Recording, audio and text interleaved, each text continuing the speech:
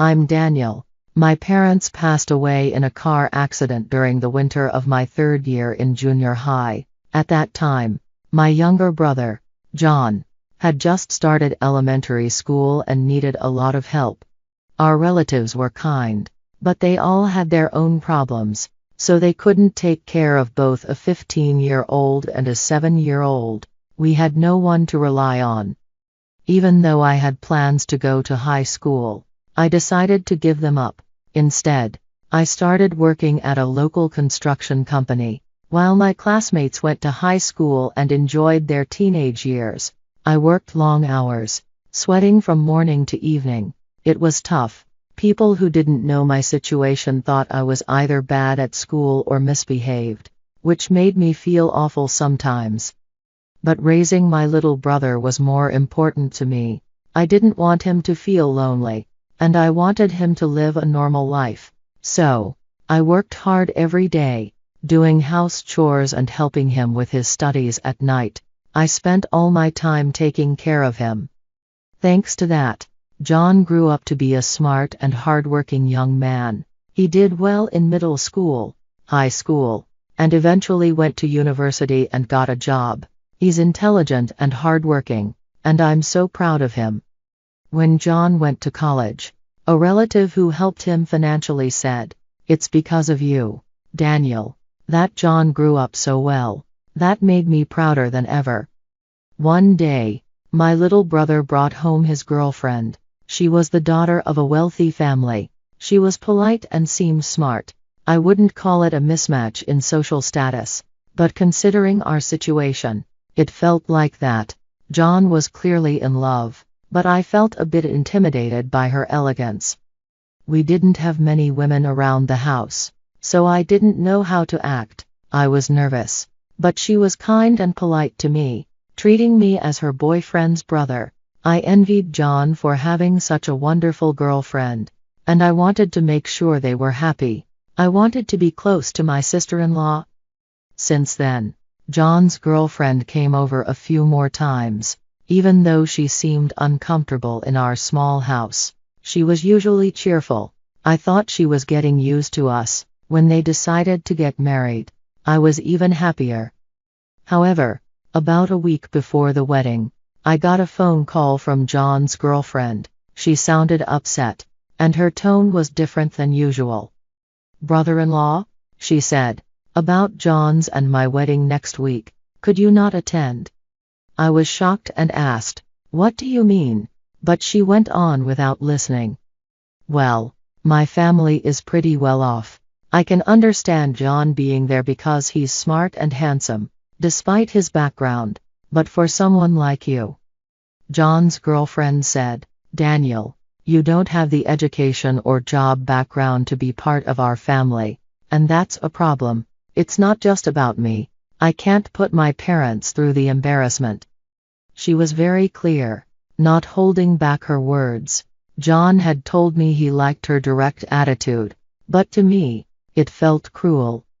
"I understand I can't change the fact that you're John's brother," she continued, "but at the very least, I'd like to pretend you don't exist. I'm asking you not to come to the wedding and to stay away from family events. Can you do that? For John's and my future?" Even though her words hurt, I couldn't argue. My whole life, I'd worked for John's happiness.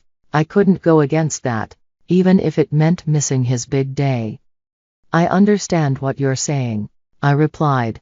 "I know I don't have the education or career to fit in. If my not being there will help you and John, I won't attend the wedding. Is that okay?" "Yes, thank you so much," she said, sounding happier now. She said goodbye in the cheerful voice I knew so well and hung up. After the call, I felt completely drained. I slumped to the floor, exhausted. Even though I agreed not to attend the wedding, it didn't mean I wasn't upset. It hurt that someone who was going to be part of our family, John's wife, thought of me that way. What hurt the most was not being able to go to his wedding. I wanted to bring our parents' portraits and celebrate with the four of us, as a family. But I couldn't deny the truth. My education isn't great, And my job history isn't impressive. I chose to give up on school. So the one to blame is me. I felt like I was ruining John's big moment, casting a shadow over his important milestone. I felt deep self-loathing and spent the whole day feeling depressed. Later, John came home from work, and during dinner, he talked about the wedding, the reception, and their future life together. But because of what his fiancée had said, I couldn't bring myself to join in the conversation or be cheerful. "Daniel, what's wrong? Are you feeling sick?" John asked, worried. I didn't know how to respond. I'm not good at lying, and when I'm upset, I usually speak up. But I didn't want to say anything bad about the woman he was about to marry. Still, if John felt the same way as his fiancée, I would accept it. I could bear not going to the wedding if it's what he wanted. So, I gathered the courage to be honest with him, even though I was afraid it might make him dislike me. "Your fiancé told me not to come to the wedding because I'm not someone to be proud of," I said. "If you feel the same way, just tell me. The last thing I want is to be a burden to you. If you don't want me there, I'll stay away." John's face filled with anger. "You really think I'd say something like that?" he shouted. "I could never think such a cruel thing about the only family I have." After calming down, he thought for a moment and said, "Daniel, how about you not coming to the wedding? Just like she said, please wait for me at home. Is that okay?" I was shocked and asked, "What do you mean?" But then he explained his reasoning. "There's no point in attending a celebration where someone says such awful things to you, Daniel," he said. On the wedding day, even though I was told not to go, I was still worried. I'm the only family John has, and I couldn't help but be concerned if something went wrong or if there was any trouble during the event. I decided to secretly attend the wedding in my brother's suit, even though I had been told not to come. But when I arrived, everything seemed strangely quiet. I approached a staff member who looked worried and asked, "Sorry I'm late. How far along is the ceremony?" The staff replied, "We can't start the ceremony because none of the groom's family has arrived yet." "What?" I was shocked. They led me to John's dressing room, and I asked him, "John, why haven't our uncles and aunts arrived?" He calmly replied, "That's right. I told them not to come." "Why would you do that?" I asked, confused. "If I told them what you were told," he explained, "they'd say, 'We're the same shameful relatives who couldn't help you back then, so we won't attend.' That's why nobody's here today. I just thought I'd eat the food and leave. No point wasting it." I was stunned. "This is ridiculous," I said, shaking. "Why would the whole family go to such lengths? This was supposed to be a day of celebration for you." John saw my distress and reassured me. "I loved her, but I can't forgive her for what she said to you. Our uncles and the rest of the family feel the same way. If she can't accept you as family, then I can't be part of hers. I'm thinking of calling off the engagement." Just as John finished, his fiancée burst into the room in her bridal gown, clearly upset. "How long are you going to keep me waiting? We're already past the start time." John replied calmly, "None of my family is coming. Daniel didn't come here for the wedding. He's just here to see me. Let's have our meal and call it a day. As for us, we can't get married. I want to cancel the engagement." "What? You can't cancel the wedding at the last minute?" she cried, red with anger and embarrassment. John, still calm but firm, replied, "You said some terrible things to Daniel. After knowing our family's situation, you still hurt him. At first, I was shocked at how low you could go, but now I see that's just who you are. You only judge people by their achievements, don't you? Unfortunately, I'm also what you'd call a failure, raised by another failure, so I can't marry someone who doesn't respect my family." She started to cry, but John didn't stop. "I'm just being honest. I can't marry into a family that thinks it's shameful for the groom's family to include a high school dropout who works in construction. I stood there, hearing everything. John defended me, and if I stayed silent, it would only make things worse for him. This was a problem between her and me, but even though she might have been right about some things, it hurt to be looked down on by someone who knew nothing about me. Yes, I might not be the smartest or have impressive credentials, but I've lived my life doing my best to protect my family. She had no right to insult how I've lived. As she cried hysterically and I spoke loudly, the guests and staff started to gather.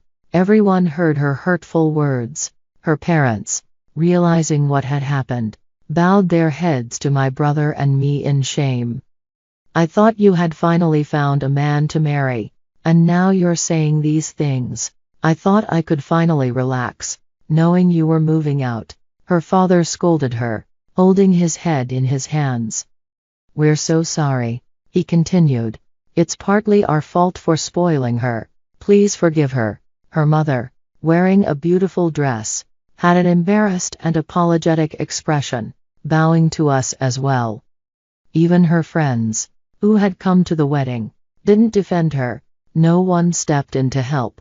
They all just stared at her in disbelief. For once, she didn't have anything to say. Maybe she realized how bad things had become or finally understood the mess she had caused. John spoke up. I was 7 when our parents died. My older brother, Daniel, gave up everything to take care of me. He started working right after middle school, sacrificing so much. His life isn't something just anyone could live. And even if I were in his position, I don't think I could have done it. Just having an education doesn't mean you can live a life like his. I knew this when I was 7, but you couldn't understand. You're less mature than a 7-year-old. I can't marry a child, and I don't want to. So, I'm calling off the engagement. I don't want to see you anymore. With that, John apologized to her parents for canceling the wedding and then to the staff. Though he was polite and respectful, it was clear that his decision was final. She, who had ruined one of the most important days of her life with her own actions, could only stare blankly at the scene that had unfolded around her. You have a family who scolds and protects you in times like these, right? I said to her. My younger brother, John, was even angrier than I was when he heard about our phone call. For me, while education and work history are important, John is far more important than any of those things. Knowing that he refused to marry someone like her actually made me feel relieved. She started crying again. It seemed like all she could do. The wedding was cancelled before it even started. After that, John really did break off the engagement.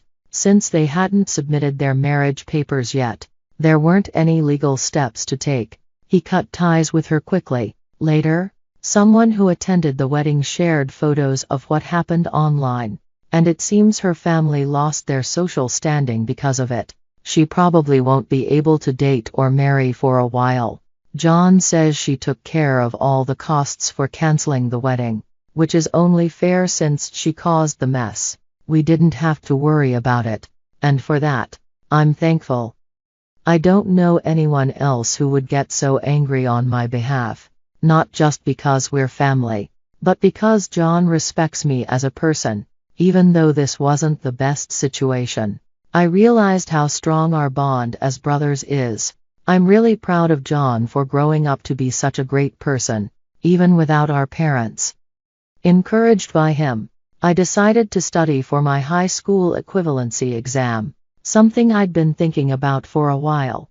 A year later, I passed the exam and changed jobs. It's in a completely different field, but learning something new has been fun. I also got my first girlfriend, and she values me and my family.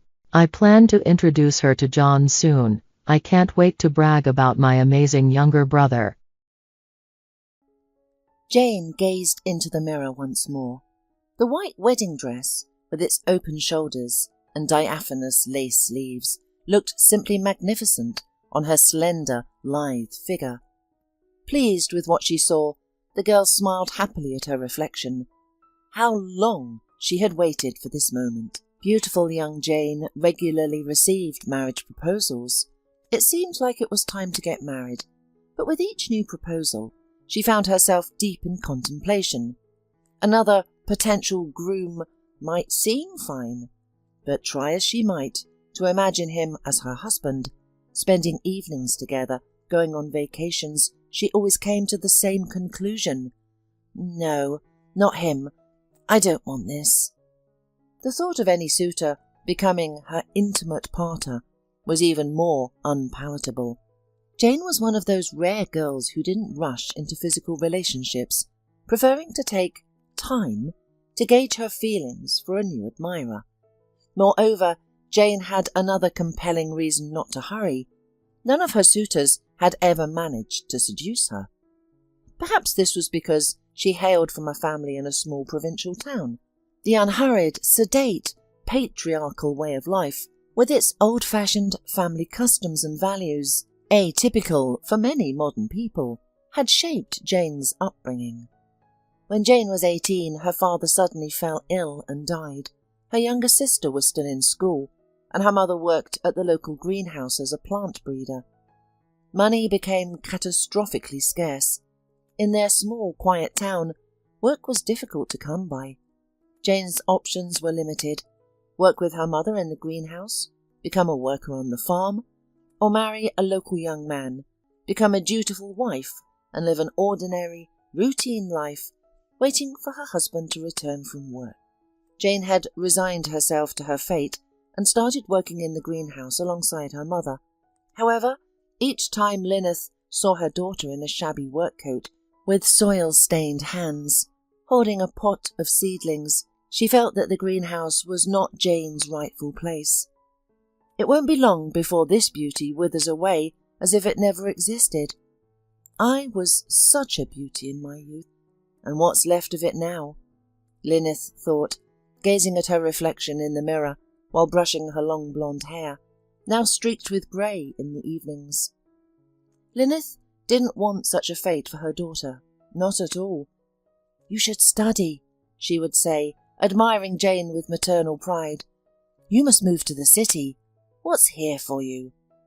Her own situation was clear. She was already a widow with a young daughter to raise through school, but Jane deserved a different life than just withering away in this backwater. Oh, the years are flying by, and you can't hold them back. Life has already flown by, as if it never happened. It seems like only yesterday I finished school, and now I have a daughter of marriageable age. Who will be worthy of such a beauty? Lyneth pondered her daughter's fate as she observed the local young men. No, none of them is suitable for my daughter. Young Jane, however, gave little thought to her future, enjoying life carefree. She listened to her mother with half an ear, nodding in response, and so time passed. Finally, Lyneth realised something had to be done. She wouldn't, of course, let her daughter go to a distant city. There remained closer, smaller cities. Trudy, Lyneth's childhood friend, had moved to the city right after they finished school together, and soon found her happiness there. She had married well and now lived in one of these cities, occasionally sending Lilith holiday greetings. Lilith decided to visit her friend and simultaneously scout for a possible relocation for her daughter. If Jane were to move there, at least someone would look after her. The city greeted her with noise unfamiliar to rural ears, even at night. Lilith was surprised by the people hurrying about the streets, jostling among them in a crowded bus. She reassured herself that it would be better for Jane here than in their backwater, and perhaps, like her friend Trudy, Jane might find her happiness here. Her friend lived in a high-rise building on the 12th floor. Cautiously entering the descending elevator, Lyneth rode up to the correct floor and soon rang her friend's doorbell. Trudy herself opened the door. The women embraced, unable to recall when they had last seen each other. Trudy's husband had gone fishing with a friend for the weekend, and her son had left for university in another city. No one would interrupt the friends' reunion. Delighted to see each other, Lyneth and Trudy sat down in the living room and drank tea with strawberry jam and the fresh country pies Lyneth had brought. Trudy added chocolate candy and a cake with cream roses from her husband's pastry shop to the table. Her husband owned a chain of thriving pastry shops known for their quality products. Lyneth savoured her tea, nibbling on a delicate sponge cake with chocolate cream. They chatted about various topics, catching up on all sorts of news. At last Lyneth said, "Trudy, I need your advice and help. My daughter Jane is of marriageable age now, and she's beautiful. You saw her in the photo. I keep looking at her and wondering, will she repeat my fate? You did well moving to the city and choosing a different life, and Lilith trailed off, waving her hand. That's why I wanted to consult you as a city dweller. What can a girl like my Jane expect in the city? What do you think? What advice do you have? I'm worried about my daughter and I can't go with her." "Well, Lyneth," Trudy pondered, "our city is generally considered safe. We walk the streets even late at night without fear. Occasionally a drunk might cause some noise coming home from a party. We live as well as anyone else, so to speak." She paused. "But you realize that's just in general. Everyone has their own destiny, and anything can happen. Would I advise Jane to move? It's worth a try. I can look after her for a while if necessary, but I'm not sure how my husband would feel about it. I think I can accommodate her temporarily, but beyond that I'm sorry, she'll have to find another place to live." "I see," Lyneth sighed in reply. She hadn't expected Trudy to take her daughter in. Moreover, Jane needed to learn independent adult life, not under someone else's wing, especially when that someone hadn't experienced real life herself. "I'm sorry, Trudy. My daughter is a beauty," Lyneth said anxiously. "And beauty doesn't always lead to good things. You know, I'm even considering not letting her go at all." "I understand," Trudy said, putting her arm around her friend's shoulders. "I can promise you one thing. I'll look after Jane at first, until she gets settled and finds a place to live. We'll call and keep in touch with you, I promise. However, I can't be fully responsible for her. You understand that too," Trudy added seriously. "All right, friend," Lilith replied. "Then expect my daughter next week." With that, they hugged and said goodbye. Upon returning home, Lilith immediately told her daughter the news. They decided that Jane would move to the city and stay at Trudy's house temporarily. She would explore the area, look for a job, and Trudy and her husband would help her.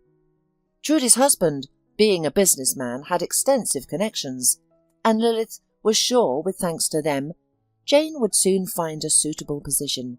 But if city life didn't suit her at all, her daughter would return home as if nothing had happened. A few days later, Jane, packed for the journey, boarded the bus to the city.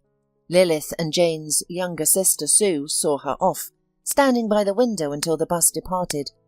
As the engine started, Jane waved to her relatives. "Don't worry, everything will be all right." Lilith couldn't help but shed a final tear. It's one or the other, Lilith thought, wiping away her tears as she and her youngest walked home. I let my daughter go, so why cry now? Or should I have kept her by my side forever like a child? I don't want to see my beautiful daughter repeat my fate. Well, it won't happen. Arriving in town, Jane got off the bus and looked around at the bus stop. She had been to the city before, though not often, on a school excursion and a few times with her girlfriends. Jane quickly orientated herself and, after waiting for the right transport, safely reached her destination. Trudy was at home, already waiting for Jane. Greg wasn't particularly pleased about taking in a friend's daughter from the village. However, his wife stood her ground, promising that as soon as a suitable job for a young girl was found, Jane would move into a rented place. Trudy herself had started the same way in her youth after moving to the city. Now she enjoyed a happy marriage of many years. Her husband wasn't a millionaire, but they weren't poor either. Things were going well. Their son was growing up and would soon have a life of his own. Many people started small. Jane could do it too. Having climbed to the right floor and rung the doorbell, Jane soon stood in the hallway of Trudy and Greg's apartment. "Hello, Jane." Trudy hugged her. "It's been so long since I've seen you, since you were a child. Greg, come to look at the beauty who's come to us," Trudy called to her husband. Greg emerged from the room, looked at the girl and said, "Yes, indeed, beautiful. She looks like her mother, your childhood friend, Lyneth." Greg had seen Lyneth only once, at his wedding to Trudy, when he was still young. However, Lyneth's beauty had stayed in his memory. For a moment he even regretted meeting her so late. After feeding her guest, Trudy sat Jane down on the living room sofa and called for her husband. They needed to decide how to help her. Greg came and settled into an armchair. "So, Jane," he said, "how do you plan to start your adult life?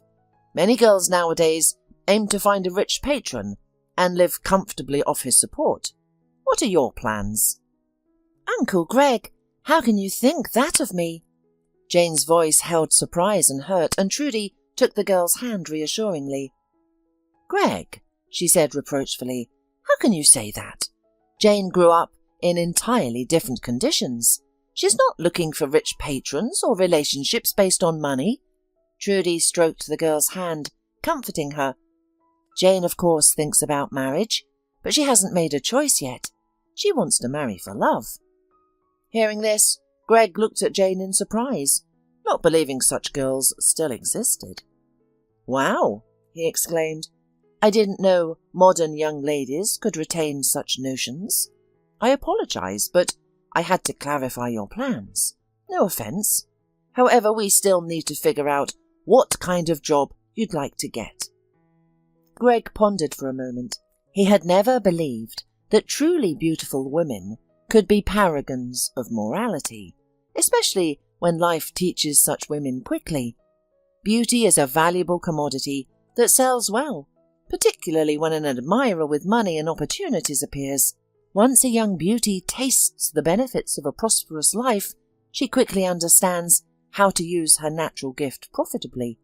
And this girl? Her case seemed clear. Patriarchal principles, old-fashioned views on life. The question was, how long would her principles last in the city? "All right, Jane," Greg said. "How do you feel about trying to work as a salesperson? I can have you start behind the counter in one of my pastry shops. You can look around and get to know people. The job isn't particularly difficult. You'll just need to learn our product line to answer customers' questions. You'll probably need to get a health certificate to satisfy the inspection authorities. In about a week, one of our sellers is leaving, so if everything goes well, you'll replace her. Meanwhile, you can start helping her out a bit. You'll learn from her." "Great!" Jane nodded happily in response. As night approached, it was decided to put Jane in the room of Trudy and Greg's son, who was studying at a university in another city. Trudy made the bed for the girl and wished her good night. The bed felt unaccustomedly soft to Jane. The old beds, with their old mattresses and feather pillows in their village house, were no match for this one. Lying in bed, Jane couldn't fall asleep. She couldn't fully grasp that her life might change forever. Whether it was good or bad, she couldn't even fully understand. The idea of moving had been more her mother's than her own. Jane had lived contentedly in their rural setting, under her mother's wing, though she realized there were no prospects for her there. Having fallen asleep only in the middle of the night, Jane, accustomed to waking up early as a villager, was already up around 6 a.m. She went into the kitchen and decided to make some tea. Unfortunately, the girl didn't understand how to use an induction stove. They had a gas stove. Trudy emerged from the bedroom squinting and yawning sleepily. "Jane, girl, why are you up so early?" she asked, pouring water into the kettle.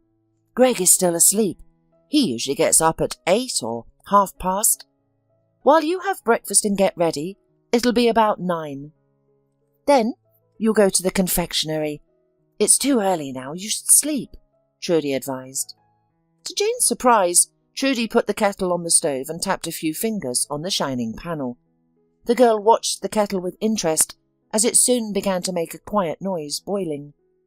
Miracles, Jane thought. This is city life. But without revealing her surprise, she said aloud to Trudy, "Aunt Trudy, I'm used to it. My mother didn't let me sleep. It's been like that since childhood. The chickens, the vegetable garden, the dough." "Chickens? A vegetable garden?" Trudy laughed, hugging the girl.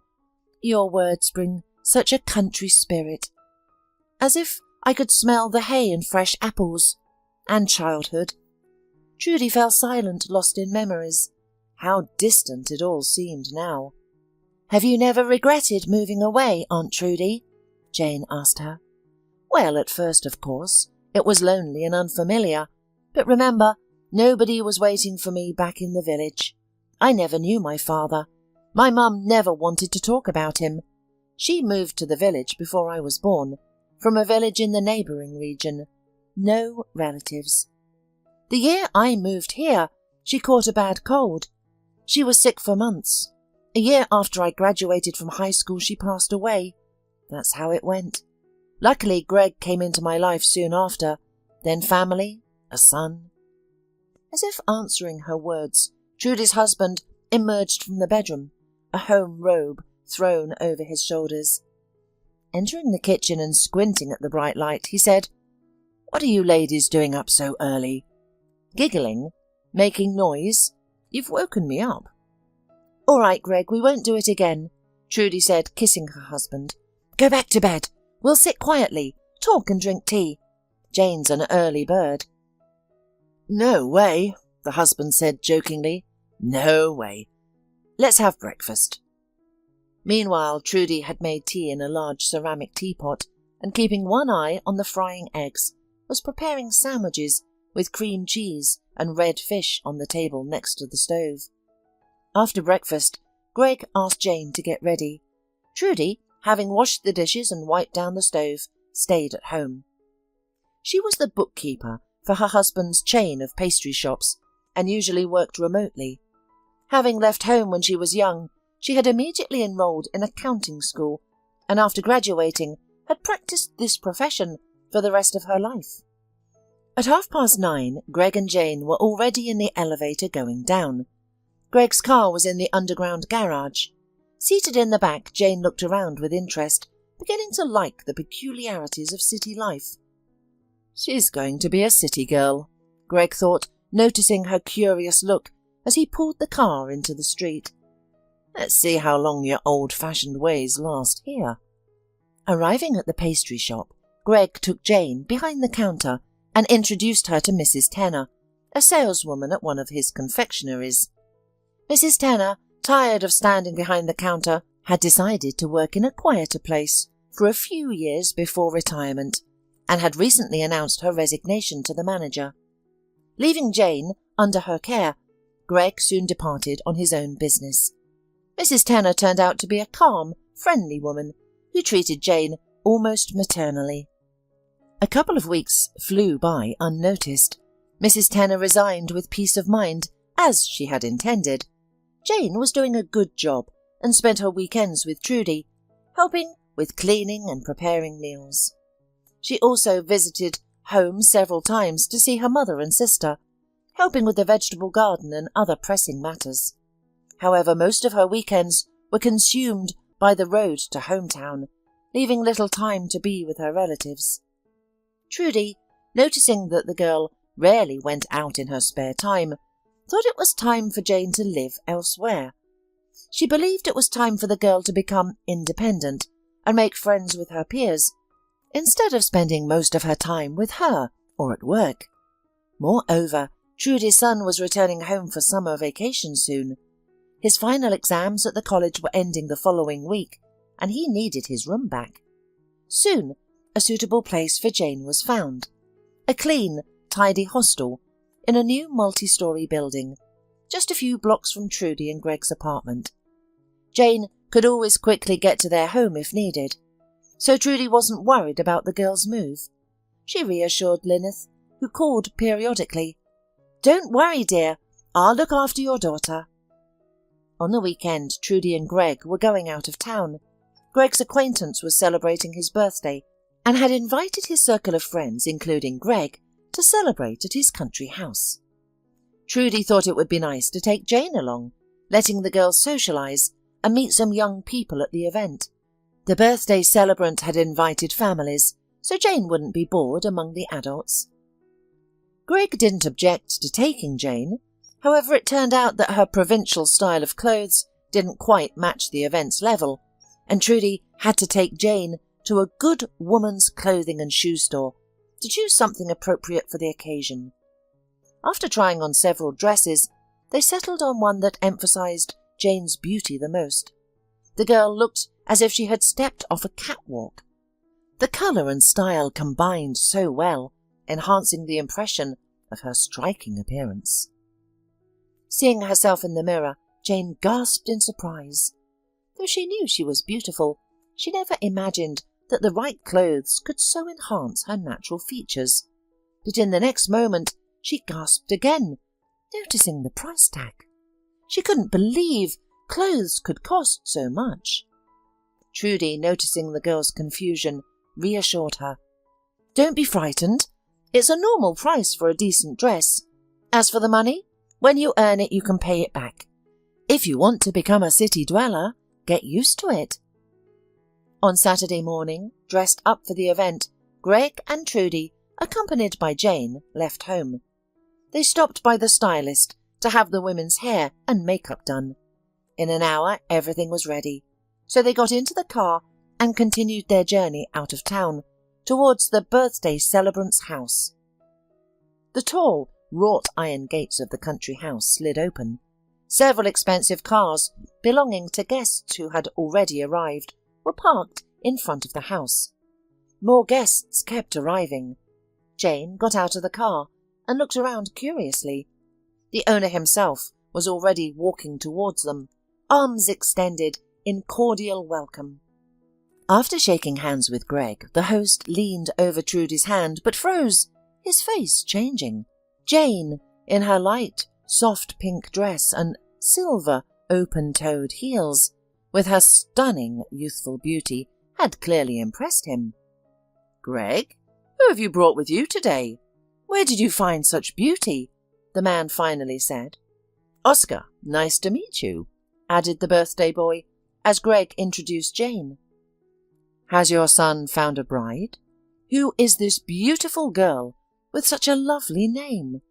Jane." "No, thank God," Trudy smiled in reply. "It's too early for our boy to think about such things. Let him finish college first, not before." "And you, Jane, are you studying somewhere too?" Oscar asked, taking the girl by the elbow and leading her towards the house. Greg and Trudy exchanged glances and followed. It was clear that the girl had caught the birthday boy's interest. "Oscar, I can see you're more interested in Jane than in us," Greg said wryly, and Trudy laughed. "So we'll go have a drink in the meantime." "Greg, your jokes, as always, are tinged with sarcasm," Oscar remarked, still supporting Jane's elbow. "However, after 20 years of friendship, I've grown quite used to them. I'm interested in Jane because I've been looking for another salesperson for my store.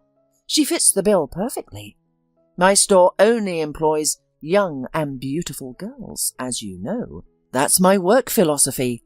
Beauty in everything." "Yeah, I know." Greg rolled his eyes.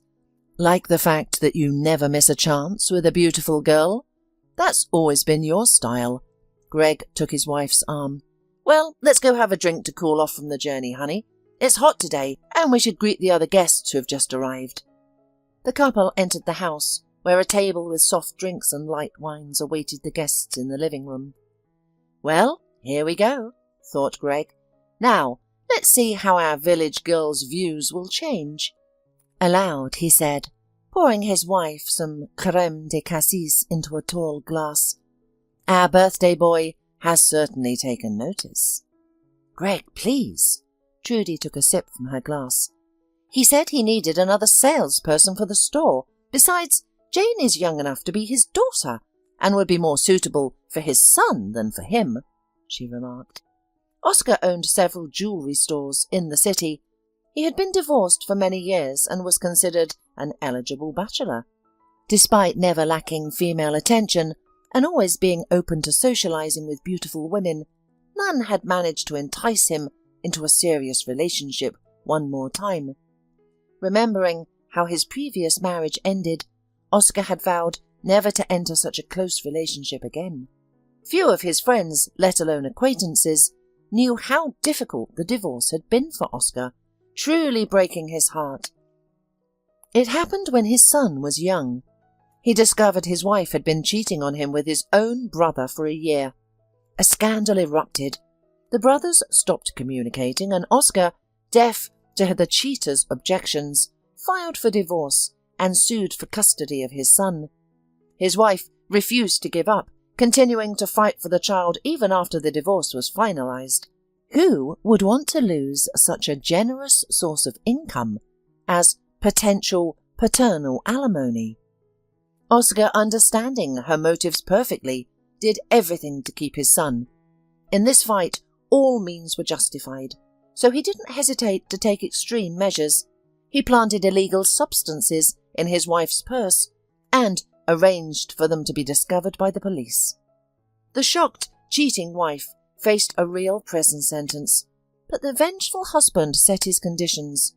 The police would immediately forget the incident if she ceased all attempts to gain custody of their son. Realizing she had lost, the woman withdrew all lawsuits and soon left town. Knowing her husband's character, she had no doubt he would see this through to the end. Their son Adrian initially missed his mother, but she had never been a particularly attentive parent. Between visiting beauty salons, expensive stores, and various social events, raising her child had clearly not been her priority. Adrian had grown accustomed to the presence of nannies, who were the ones truly responsible for his upbringing. Oscar, being a busy man, spent much time away from home. Having decided his son didn't need a new mother, he quietly left him in the care of professional nannies. Soon, Adrian graduated from school and then university. The topic of his mother became taboo between him and his father by default. She neither wrote nor inquired about her son's life. Sometimes it seemed to Adrian that she was no longer alive, or perhaps had never existed. All attempts to learn about his mother from his father ended in failure. Oscar shut down these conversations before they could begin. As Adrian grew older, other interests in life took precedence over pointless reflections on the fate of a negligent mother. Today, their son was also present at the event. He and his peers, who had arrived with their parents for the celebration, had gone to the lake for a swim. Jane was amazed by everything around her. Though unaccustomed to lavish events, the girl felt out of place. "Jane, so how do you feel about my proposal?" Oscar led the girl to a chair in the garden, shaded by trees. Seating her, he sat beside her and gazed curiously into her eyes. "Pretty. I haven't seen such a beauty in a long time," the man thought, observing Jane. No wonder. She grew up in the fresh air of this wilderness. A true natural beauty, no doubt. He grinned inwardly before speaking aloud. "Of course, you'll need to learn about being a jewellery store clerk, but I can see you're a smart girl. You seem at ease even in unfamiliar company. I'm sure you'll do fine. I'll sort things out with Greg. So are you willing to give it a try?" Jane pondered for a moment. She hadn't missed Oscar's attention to her as a young woman. Accustomed to male interest from men of all ages, she quickly recognized the signs in his behavior and looks. Her mother had always urged caution in choosing her company. "Daughter," Lilith would say, "men interpret things their own way. Don't be quick to smile at everyone if you want to choose the right man for yourself. Remember, men can misunderstand you and, losing their heads over your beauty, behave very inappropriately." Jane had always heeded her mother's words, typically maintaining a reserved demeanour with strangers. Oscar's behaviour seemed familiar, reminiscent of other men in similar situations. Despite his handsome, well-groomed appearance, Jane couldn't seriously consider a man with a grown son close to her own age. However, his offer intrigued her. Jane had visited a jewellery store only once, during a weekend outing with friends. The store, with its gleaming display cases and sparkling treasures, had seemed like a royal palace or Aladdin's cave to her. Clean work, a quiet schedule, good working conditions, and prospects for professional and financial growth. Jane agreed. "Excellent!" Oscar exclaimed. "Here comes my son. Adrian, come meet Jane. Take care of her while I arrange the feast. It seems all the guests have arrived." Nodding to Jane, he summoned nearby waiters and headed into the house. Adrian looked at Jane. "Well, another dad's doll," he thought. "As soon as she's attracted, she'll be cast aside just as quickly." "Oh, who's this beautiful fairy?" one joked, a tall fellow with thick dark hair. 3 young men and a girl, children of the guests, approached. Their hair were still wet from swimming. "Adrian, introduce us. I'm Roy," he said, shaking Jane's hand. "This is Ellie, Jack and Ben." Roy laughed, dodging a playful slap from the red-haired, short and stocky Ben. "And you? Jane? Whose daughter are you? We've never seen you at an event like this before. Everyone would surely remember such a beautiful girl." "Jane is no one's daughter," Adrian interjected. "She's, as I understand it, Dad's new—" Adrian paused, searching for the right word. "Acquaintance," he finally settled on. "Not true," Jane protested indignantly. "What are you implying? I met your father 10 minutes ago when he offered me a job at his store." Everyone looked at Jane in surprise. Adrian thought, well, thank goodness at least one beautiful girl wasn't seduced by Dad's charm. Over the years since his mother's passing, Adrian had seen countless beautiful girls come and go in their house, courtesy of his father's fleeting interests. Adrian regarded Jane with curiosity. "She's just Dad's type," he admitted to himself. He had to concede that he also found the girl attractive, as did the other young men. Roy and Jack had already taken Jane by the arms, leading her to the snack table under the trees. Red-haired Ben followed, while Elle, spotting acquaintances, joined a group of women nearby. Adrian, feeling a twinge of jealousy, said, "Jane, please don't take offence. I was joking, and it seems my humour fell flat. May I make it up to you? Dad asked me to look after you, after all." He gently pushed Roy and Jack aside. "I'm in charge here, so it's my duty to entertain the ladies. You two go grab a drink. The feast will start soon. Take Ben with you, he looks bored." "Ooh, what a grip," Roy remarked, glancing at Jack. "Come on, Jack, let's go. We shouldn't interfere with the young master's socializing." The guys returned to the table, with Ben hesitantly following. Jane studied Adrian more closely. He resembles his father, tall, handsome. His initial assumption about me isn't nice, but it's understandable. He's obviously used to the way his father treated women. It shows in his behaviour, she thought. Adrian suggested a walk before dinner. They strolled towards the lake, each lost in their own thoughts. "Are you still studying?" she inquired. Adrian replied that he had graduated from college and planned to work in IT. "And I suppose you're getting married already?" Adrian asked, smiling. "I guess you're not short of proposals, are you? And you probably have a boyfriend. And it's definitely not my dad." He laughed, wondering how he could have initially thought that Jane was one of his father's temporary romantic interests. The girl laughed in response. "There is no boyfriend, and never has been," she replied to Adrian, who opened his eyes in surprise. "I don't want to rush into temporary relationships. I want something that lasts," she added firmly, looking into Adrian's eyes. Well, well, he thought, so that's where all the normal girls are, in villages and hamlets, it turns out. You wouldn't think at first glance that she was from the provinces. Suddenly, Adrian's cell phone rang. Dinner was starting, and his father announced that everyone was waiting only for him and Jane at the set table. It suddenly seemed to Adrian that he could hear hidden jealousy in his father's displeased voice. Grinning, he took Jane by the elbow and led her back to the house. The party wound down only in the evening. The guests began to leave. Greg and Trudy declined the host's offer to stay and also began to pack for home. Throughout the day, Jane constantly caught Oscar's attentive gaze, who watched her with interest. Adrian also didn't leave her side. When Greg came to say goodbye to the birthday boy, Oscar took him aside, telling Trudy they needed one last business talk. "Listen, Greg, I've been meaning to ask, what do you think of this girl, Jane? What are her plans for the future? What is she looking for? Does she have someone? A friend, boyfriend, fiancé? Anyone?" "Well, Oscar, it's clear nothing's changed with you. You're still the same old tomcat, chasing every skirt." Greg chuckled softly. "I was never a tomcat while I was married, if you remember," Oscar retorted with a pout. "Like a complete fool, I lived my life faithfully, and then, well, you know the rest." "All right. Sorry, no offence," Greg said, conciliatorily.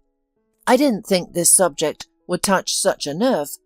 As for Jane, you're hardly going to get anywhere. The girl was brought up with different moral principles. I don't know, of course, how city life will change her," Greg mused.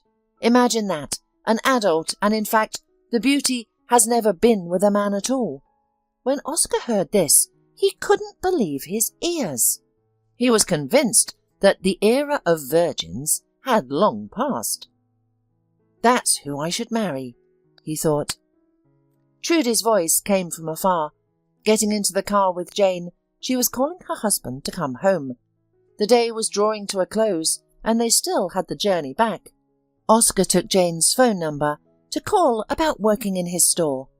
Greg, upon learning that the girl was leaving his confectionery, began to protest. Once again, he'd have to look for a salesperson, but Oscar insisted on Jane's departure, promising to send a replacement personally within a couple of days. "Has our Casanova fallen in love?" Greg thought. At the beginning of the week, Jane moved into the dormitory. Trudy personally checked to ensure she was settled in. There was only one roommate living in the small room, also a young girl working at the grocery store on the next street. Jane had transferred to work in Oscar's jewelry store. The girl turned out to be a surprisingly quick learner. Not long ago, appearing for the first time in the store, she had gasped with delight, looking at the sparkling showcases. But after quickly completing her training, grasping everything on the fly, Jane soon took her place behind the counter, among the shining jewelry mirror shelves. She liked the diamonds the most from the very beginning. Looking at them, the girl could not take her eyes off the jewelry. Oscar, who brought Jane to the store for her first visit, immediately noticed this. He looked at the girl with interest and said, "I see that you like diamonds. You have good taste, I must say." Oscar had no doubts that he had found the path to the beauty's heart and mentally celebrated his victory. "You know, Jane, let's do it this way.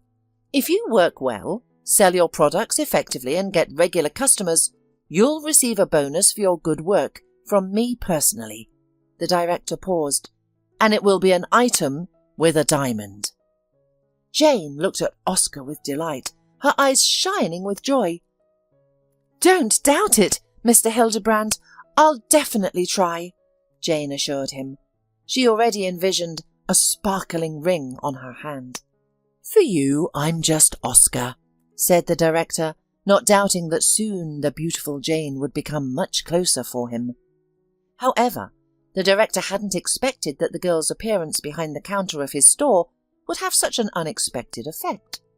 When, having completed her internship, Jane appeared at her workplace on the first day of her independent work, Oscar, who came to the store for this occasion, and saw the girl standing among the sparkling diamond showcases, simply lost the power of speech from the excess of emotion. Jane's beauty seemed to be enhanced by the radiance of the jewellery surrounding her.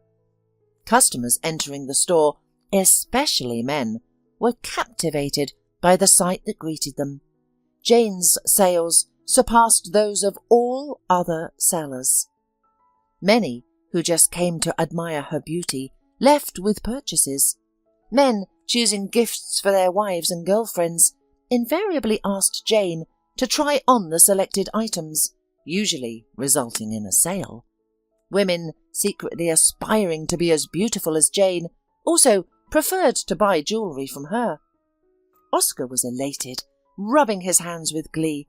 The store's profits had noticeably increased, bringing him closer to his cherished goal of winning over the beauty.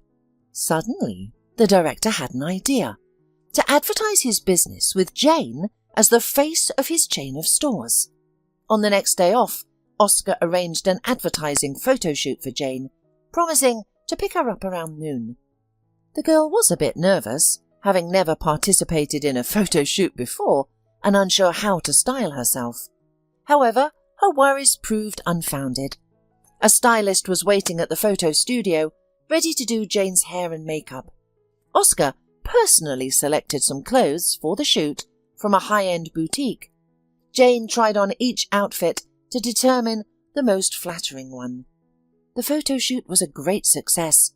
Upon seeing Jane, the photographer remarked that she would be well suited for a career as a photo model. The session lasted about 2 hours. When it was over, the tired girl prepared to change. However, Oscar stopped her, saying, "Jane, you're a natural photo model. For your hard work, you deserve a prize, in fact, more than one. Remember, I promised you a bonus for good work? Well, here it is." The director produced a small velvet box from his pocket and opened it. A diamond ring sparkled on a dark blue pad. Jane gasped with delight as Oscar slipped it onto her slender finger. As the owner of a jewellery store chain, he knew quality pieces well. The ring was small but exquisite, perfectly suited to Jane's hand. "Well, do you like it?" Oscar asked, pleased with her reaction. "But that's not all. All the clothes I chose for the photo shoot are now yours. You can keep them, and I'll cover the cost." He joked as Jane began to object. In truth, the man had planned this from the start, never doubting that the girl would accept everything as a gift.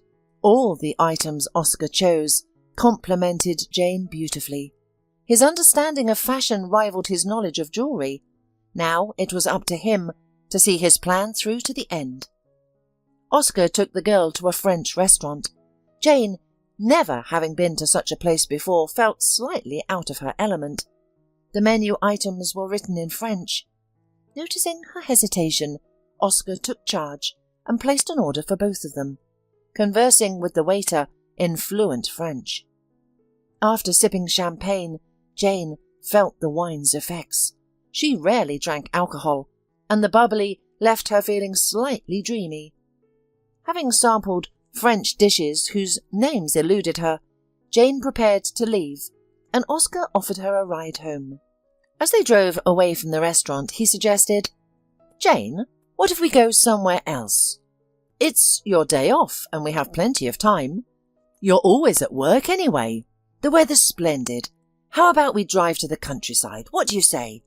Oscar glanced at Jane attentively. The girl, fatigued from the photo shoot and mellowed by the champagne, leaned back in her seat and closed her eyes. Seeing that Jane had dozed off, Oscar steered the car out of town. They came to a stop on a secluded riverbank. Silence enveloped them, broken only by the gentle lapping of waves against the sandy shore. Jane opened her eyes, looked around and asked, "Where are we?" Oscar grinned and smiled wordlessly at Jane. "We're outside the city. As you can see, my summer house is nearby. Remember when you came here with Greg and Trudy for my birthday? That's where we first met," Oscar said, taking Jane's hand.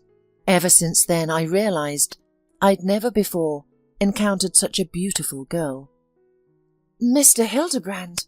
Jane withdrew, removing her hand from his arm. I appreciate your kind words, but I'd like to go home now, please. Realizing the boss's intentions, Jane decisively chose to halt any unwelcome advances. Oscar was visibly disappointed by her reaction. Having lost his composure while alone with the girl, he had assumed that after spending time together and receiving gifts, the beauty would become more receptive to him. What more could she want? She's just a price-tagging girl, the man thought irritably, then said aloud, You know, Jane, I'm a fairly well-to-do man, and I'm not married, as you're aware. Do you realize how many girls would love to be in your position right now? I've done everything I could as your boss and as a man, yet you don't seem to appreciate it. Oscar gazed reproachfully into the girl's eyes. Mr. Hildebrand, if you think I don't deserve your gifts, I can return everything. I can even quit your store tomorrow, the girl added, fumbling for the car door handle. Jane, come on, you misunderstood me, the man said, unable to believe his ears. He hadn't expected such a reaction from the beauty. Usually, girls in such situations were much more cooperative. You know, Mr. Hildebrand, Jane continued, perhaps you're not used to girls like me. We have different ideas and habits in your city, and I don't want to be just a beautiful toy in a man's hands. It may not make sense to you, but that's how my mum raised me. I believe it's more correct to marry first, and to marry the person you love, before entering into close relationships. I'm sorry, but it won't be any other way, she said resolutely to the silent man. Okay, I understand. Oscar finally broke the silence. He had realized that the beauty wouldn't give up so easily. So much for the village simpleton. She doesn't want to barter for less, and wants to grab everything for herself at once. And if I start courting you, as you think is right, what would you say? Will you accept my advances? Oscar asked, thinking that for such a beauty it might be worth losing his bachelor freedom. I don't know what to say to that, replied Jane. What she wanted most right now was to go home and go to bed. Besides, Oscar's behaviour frightened her a little, and she was anxious to get out of this dangerous situation as soon as possible. Jane, at least promise to think about my proposal, said Oscar, starting the car. The more the beauty rebuffed his advances, the more he wanted to win her favour. Jane promised to think about her boss's proposal, although admittedly she wasn't particularly interested in him. To be quite honest, after meeting the director's son at the birthday party, Jane realised that it was Adrian who had caught her interest. After that first acquaintance, she and Adrian communicated repeatedly via messengers and met several times, walking, going to the movies, and sitting in open summer cafes. But Adrian never once showed that he liked Jane, except for those quick, rapturous glances she noticed sometimes. Feeling that Adrian liked her, she expected quite different behaviour from him, but she didn't know that the guy, seeing his father's interest in Jane, didn't want to compete with him over her. Moreover, she didn't know that right after her departure from the birthday party, Oscar, looking seriously at his son, had hinted at his interest in her and advised his son to switch to some other beauty. Not considering it possible to argue with his father, Adrian had then nodded silently in response. On Monday, Jane went to work as usual. On her finger sparkled the ring presented by the boss, and in her ears were diamond earrings, which she wore specially to work. The director had ordered this to seduce customers, and hinted that Jane could keep these earrings in the future for good work, as well as the earlier ring. What to answer Oscar? Jane hadn't decided yet. That same day she video-called Lyneth and told her about what had happened, proudly showing her admiring mother the gifted ring and clothes.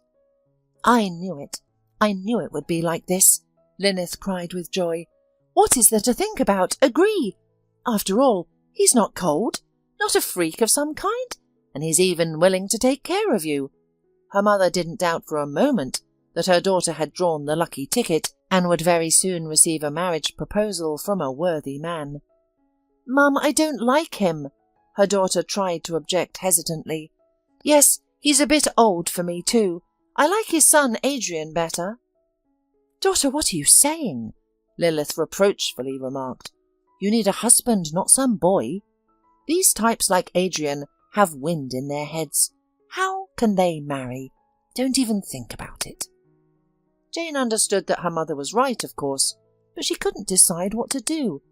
The girl's roommate, having involuntarily overheard the conversation, looked enviously at Jane dozing off on her bed. "Why are some people so lucky? They wouldn't have to propose to me twice," she thought with annoyance, and looked at the sleeping Jane almost with hatred. "So what if she's a supermodel? How am I any worse? Why do some people get everything and others get nothing?" The neighbour, like Jane, came from a small town, but from the other end of the region. Having firmly decided to make her way in life, she soon found out that no one was waiting for her in this city. There was plenty of work, but all of it with low wages and long shifts. And this one, no sooner had she arrived, immediately found a cushy job and a suitor ready not only to invest, but to get married right away.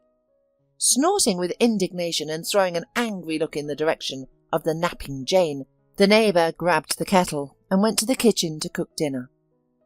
"Okay, we'll see how it turns out," she thought grudgingly, putting the kettle on the stove in the kitchen. It was the end of the week, and Jane still hadn't made a decision about Oscar. To avoid worrying her mother unnecessarily, the girl pretended to agree with her opinion about the boss's proposal, but she herself didn't know what to say to him. The man appeared closer to the weekend. He offered to give her a ride home, which caused envious glances from another sales clerk.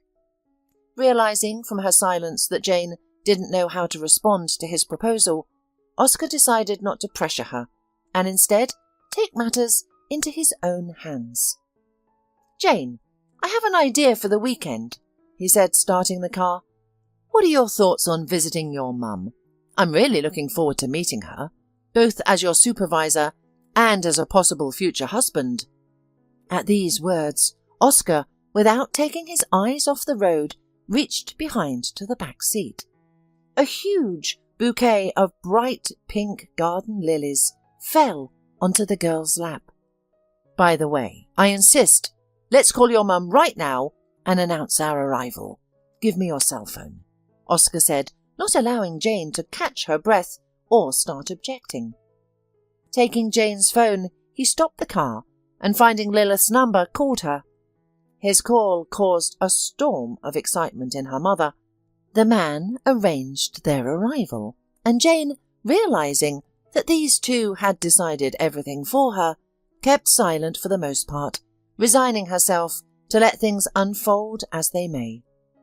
Oscar had no doubt that the mother would become his ally in winning her daughter. What mother would refuse such an opportunity? Satisfied with himself, he confidently spun the steering wheel, driving Jane towards the dormitory to get ready for the trip. Not wanting to waste any more time, he decided to leave for Lyneth's that day. Lyneth was beside herself with joy and excitement, rushed to prepare the festive meal. The sun had already set when Oscar's car drove into Lilith's yard. The man, beaming with a friendly, open smile, got out of the car and offered his hand to Jane, who was sitting in the front seat. Oscar introduced himself and gallantly bowed over Lilith's hand, causing the mother undisguised delight. Mother and daughter embraced. Tears of happiness stood in Lilith's eyes. "Well, it's done," Oscar thought triumphantly, following the women into the house. The weekend passed imperceptibly. Oscar didn't leave Lilith's side. From their conversations, it was clear that these two were already making plans for a possible wedding between him and Jane. The girl herself kept to herself, not participating in their conversations, preferring her sister's company. "Jane, do you really like your boss, this Oscar?" Sue asked once, noticing that the future bride didn't look particularly happy. "I don't like him very much," she added doubtfully in response to the silence. Sue knew her sister well, so she could see that Jane didn't like her boss, no matter how much their mother tried to convince her eldest daughter that it was impossible not to take such a chance. Lilith felt herself in seventh heaven. She fussed around her daughter's future husband, trying to do him all sorts of favours. Taking a chance when he wasn't around, Lilith, seeing Jane's mood unsuited to the occasion, decided to talk to her. "Jane, daughter, why are you so sad?" asked her mother, putting a mug of tea in front of her daughter and putting an arm around her shoulder. "Look how things have turned out." "Mum," Jane said resolutely, "I don't want to marry him. Understand?" "Daughter," Lilith interrupted her sternly, "you're a grown woman, and you realise not everyone is as lucky as you've been. Look at your roommate in the dormitory, an orphan, not a penny to her name, works in the store from morning till night, and spends all weekends just sleeping it off. You think I can't see how she looks at you? I feel sorry for the girl, but that's just the way it is. What about you? Do you appreciate what you already have in your life?" Lilith fell silent, looking seriously at her daughter. Jane thought that she hadn't seen her mother so strict and unyielding in a long time. "Well, here's what we'll do," her mother softened. "Let's decide once and for all. This chance must not be missed. Oscar is ready to marry even now. You can see how in love with you he is. After all, he's a grown-up, serious man, not a boy like your Adrian, his son. Daughter, forget about his son, a silly boy who hasn't achieved anything in life yet. Mum, he's not stupid. He graduated with honours from the college, and now he works at an IT company and earns good money too. And what do you mean, boy? He's even older than me. He'll be 24 soon." Jane tried to object. "That's enough, Jane." Lilith waved her hand at her daughter, and Jane realised that it was useless to argue with these two. The week after the weekend, Oscar openly discussed the upcoming wedding celebration with Jane in a tone that brooked no objections. Every day he called Lilith, seeking her advice on the guest list, menu and venue. He tried his best to win over Jane's mother, promising her a diamond ring like Jane's as a wedding gift. Overhearing this conversation by chance, Jane was stunned. The next day, when she and her mother spoke, Jane exclaimed, "Mum, how could you? He's bought you, and you've sold me." "How dare you say that?" her mother retorted.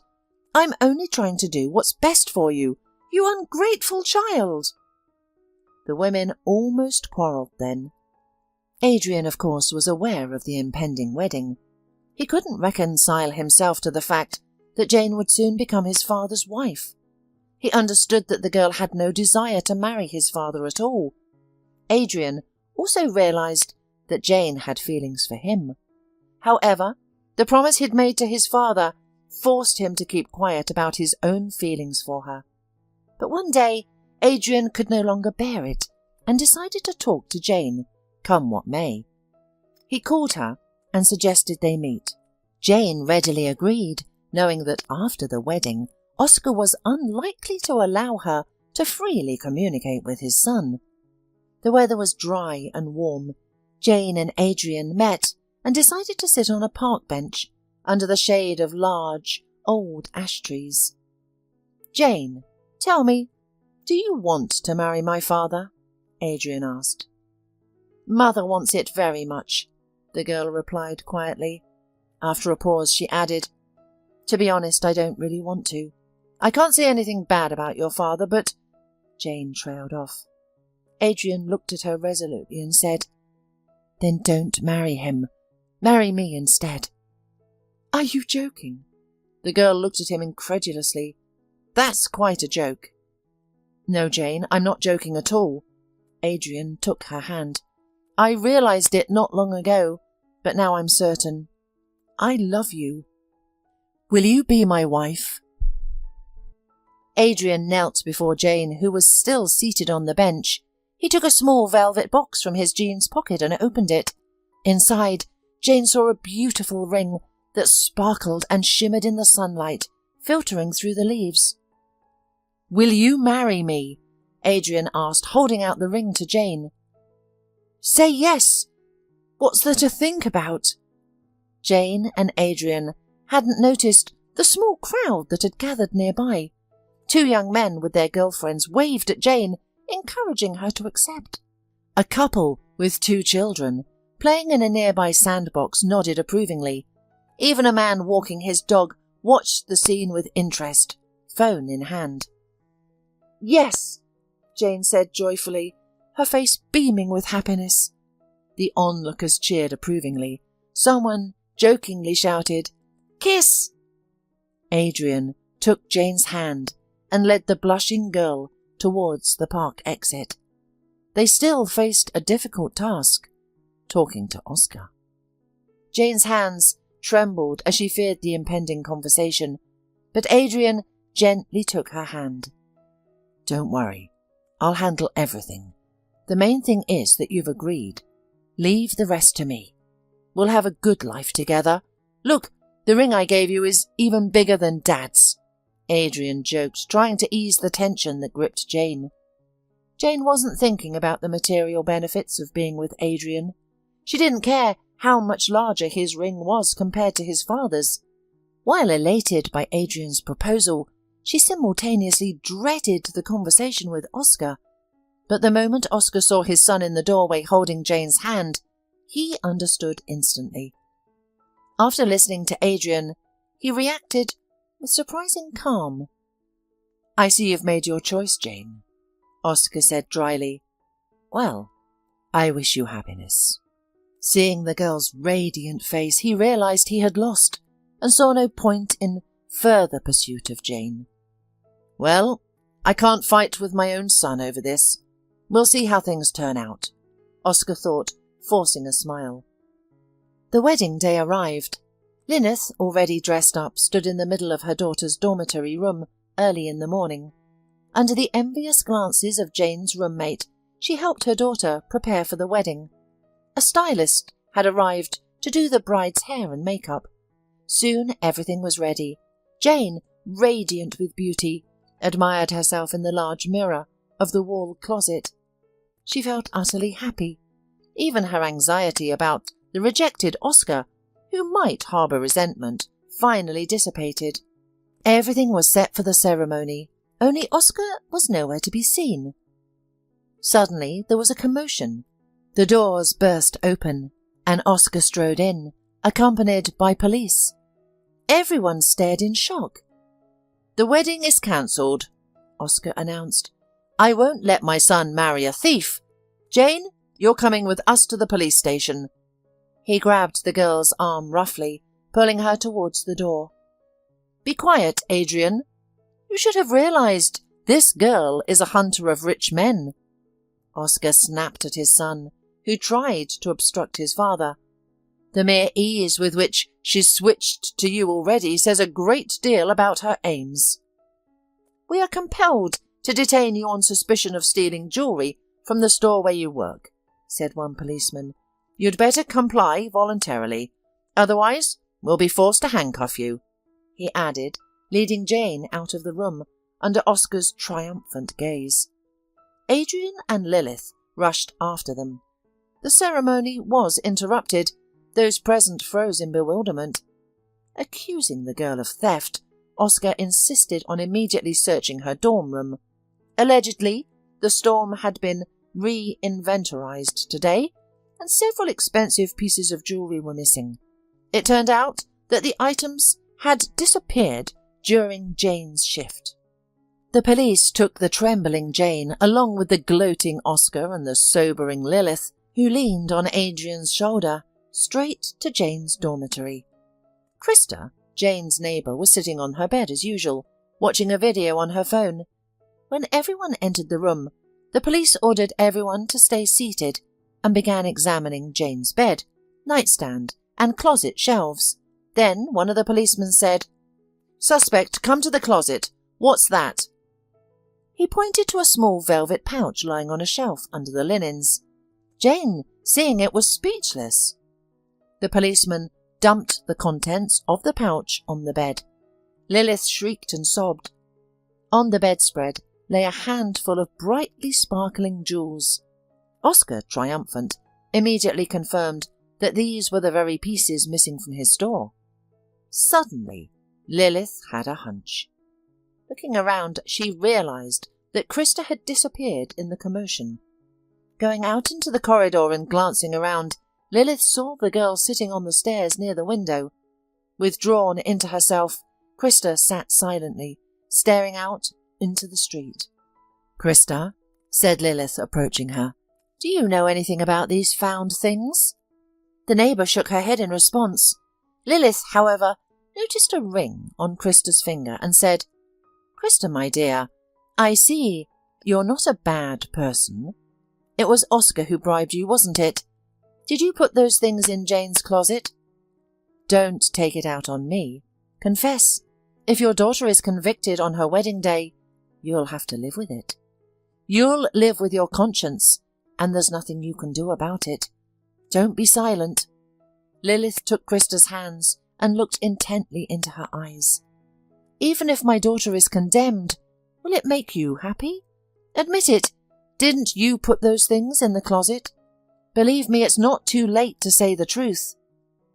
Barely holding back her tears, Krista suddenly broke down.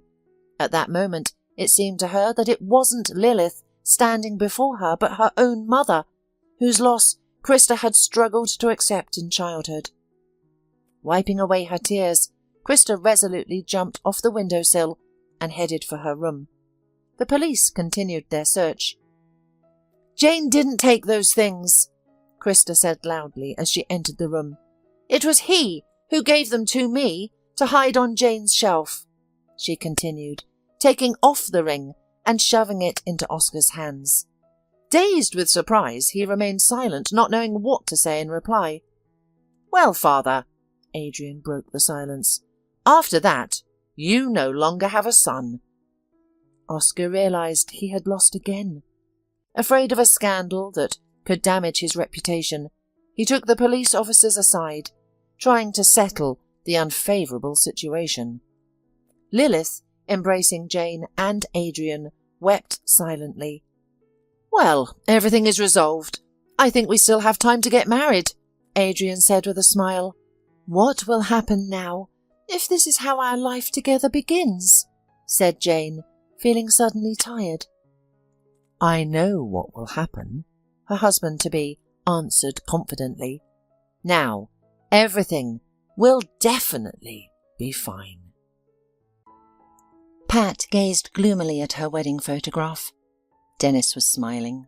He was in his formal suit, a boutonniere of lilies of the valley adorning his lapel.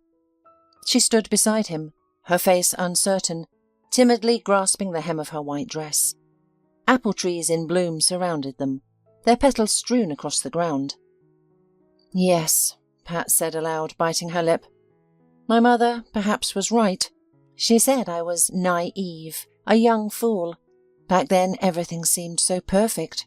And Dennis, there was no one better in the whole world. But now?" Pat stepped away from the dresser, brushing a tear from her lashes. It had been over a month since her husband's confession.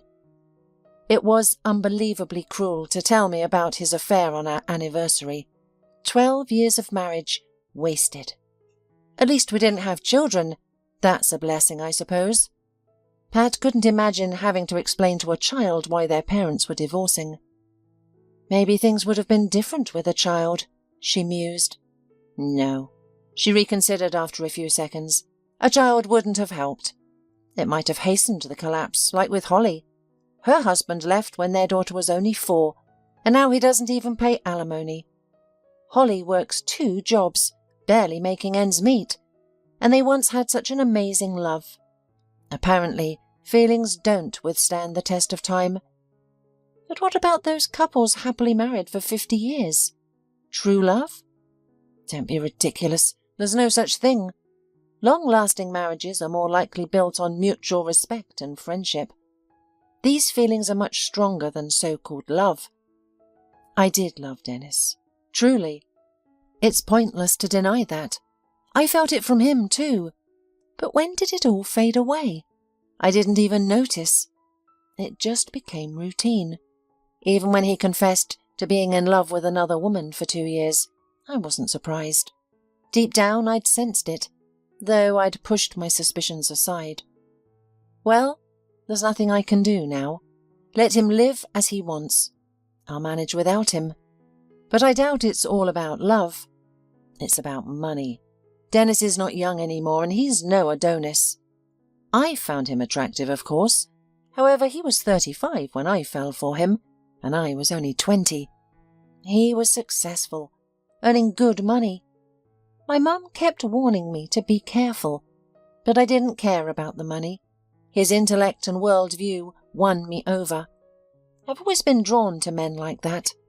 Now he's 50, and I can't fathom what a young woman, she can't be more than 25, sees in him besides money and status. She should be with someone her own age, building a life.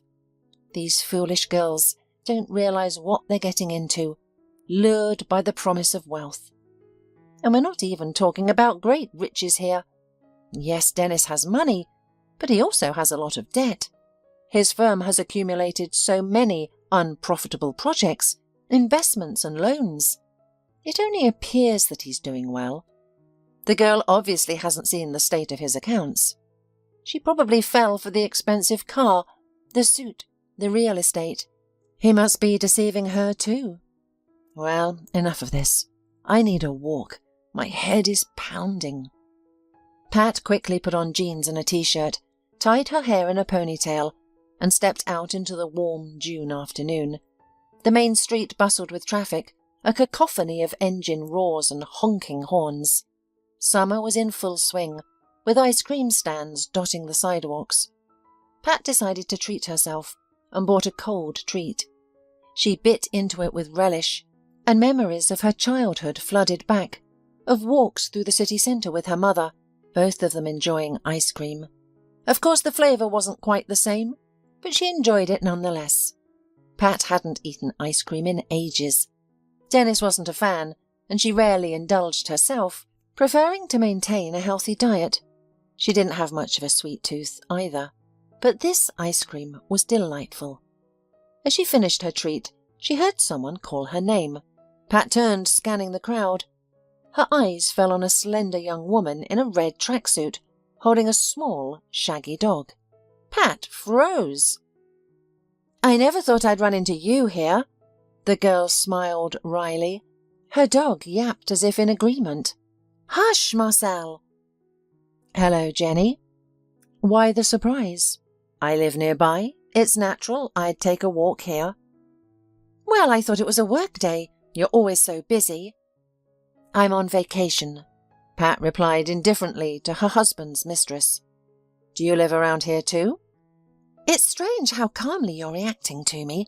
It's good, I suppose. I don't want to cause trouble. But still, the situation is so—" "Jenny, the situation is quite ordinary. A husband leaves his wife for a younger mistress after years of marriage. It's a common occurrence." "I thought you'd try to scratch my eyes out," said the girl. "I've never seen a woman react so calmly to a rival." "And you're accustomed to such situations?" "No, I'm just saying. In soap operas it's all intrigue, scandals and revenge." "Jenny, life isn't a soap opera. It's both simpler and more complicated. I respect Dennis, regardless of his actions. It's his choice, his right. I'll grant him the divorce, don't worry. But don't think life with him will be easy. He's a complex man. Though, if you have love—" "What, you think I don't?" Jenny laughed, stroking Marcel. "To be honest, I think it's all about money. But that's not my concern. Don't try to convince me of your pure feelings. I've seen enough in my life to know one thing for certain. When a girl is half a man's age, there's rarely any sincerity involved." "Dennis isn't that old. It's perfectly normal that we find each other interesting. Do you think I'd be better off with men my age? They're all immature and afraid of commitment. So you want a family? Of course I want a baby. I'm practicing my mothering skills with Marcel, but you wouldn't understand. You don't have children. Yes, Pat agreed. I can't understand. And about money, continued Jenny, I believe a man should be well-to-do, regardless of his feelings. He should confirm his love through actions. In your time, romance was the main thing. Love conquers all. Wasn't that the saying? But now it's different. It's quite natural for a woman to expect not only romance from her beloved, but also financial support. A girl, especially one like me, shouldn't have to work, and it costs a lot to maintain such beauty. Just think about the price of a manicure, or a beautician. Yes, indeed. Pat smiled grimly, eyeing the girl's flawlessly smooth face, her sculpted lips, and thick eyelashes, clearly not of natural origin. You'd do better to tend to your soul rather than your body, Jenny. The body will eventually wear out, but the soul stays with you forever. Youth may seem eternal now, but believe me, no beautician can restore the sparkle in your eyes. What do I care about sparkle? Jenny laughed. Diamonds shine brighter than eyes ever could, and they're quite enough. And if you think Dennis and I aren't serious, you're mistaken. By the way, he bought me a house as a gift. I'm on my way to the notary right now to sign the papers. Pat froze in surprise. Dennis had always been rather stingy. Throughout their entire life together, he had given her very little. She had bought her own jewellery, even for a car she had saved up for herself. Dennis only contributed when the need for his wife to have a car became pressing, and she openly asked for money. All his property was registered to the company to reduce taxes, so the news of him buying a house for his mistress shocked Pat to the core. Is that so? She muttered. Well, congratulations. Will you live there together? Of course. This apartment where you live now, Dennis will sell after the divorce. So prepare for a lonely old age. Alone with your soul. Jenny laughed in Pat's face. Pat felt herself boiling over. She was ready to forgive her husband for his infidelity, even for spending so lavishly on his mistress. But that laughter threw her off balance. A lonely old age was not in her plans at all. Moreover, she had hoped for Dennis's decency, that he would leave the apartment to her after the divorce. She had invested a lot of time and effort in arranging this living space. Yet her husband had bought the apartment before their wedding, and legally she couldn't claim it. But morally, especially for Dennis, it wouldn't have cost him anything. Her husband had always been decent, and Pat didn't expect such a trick. Calming herself with the thought that the mistress was just mocking her, Pat said a curt goodbye and went home. She couldn't wait to talk to Dennis, but he was rarely at home now, preferring to live in the country. Apparently it was their country house, built last fall, that he had given to his mistress, although maybe the house was originally intended for Jenny. Pat had long discouraged her husband from building, but he insisted that a country house was a good asset. As usual, the man had formalized everything through his company. Pat hadn't involved herself in her husband's financial affairs, unwisely, as it turned out. Realizing it was pointless to wait for Dennis, she decided to visit him herself, especially since Jenny was in town and unlikely to cross paths with her at the house. Without wasting time, Pat jumped into her SUV and sped towards the highway. The settlement where Dennis had built the house was a short drive away. The trendy suburb that had replaced the once shabby village greeted her with a wrought iron gate and a guard booth.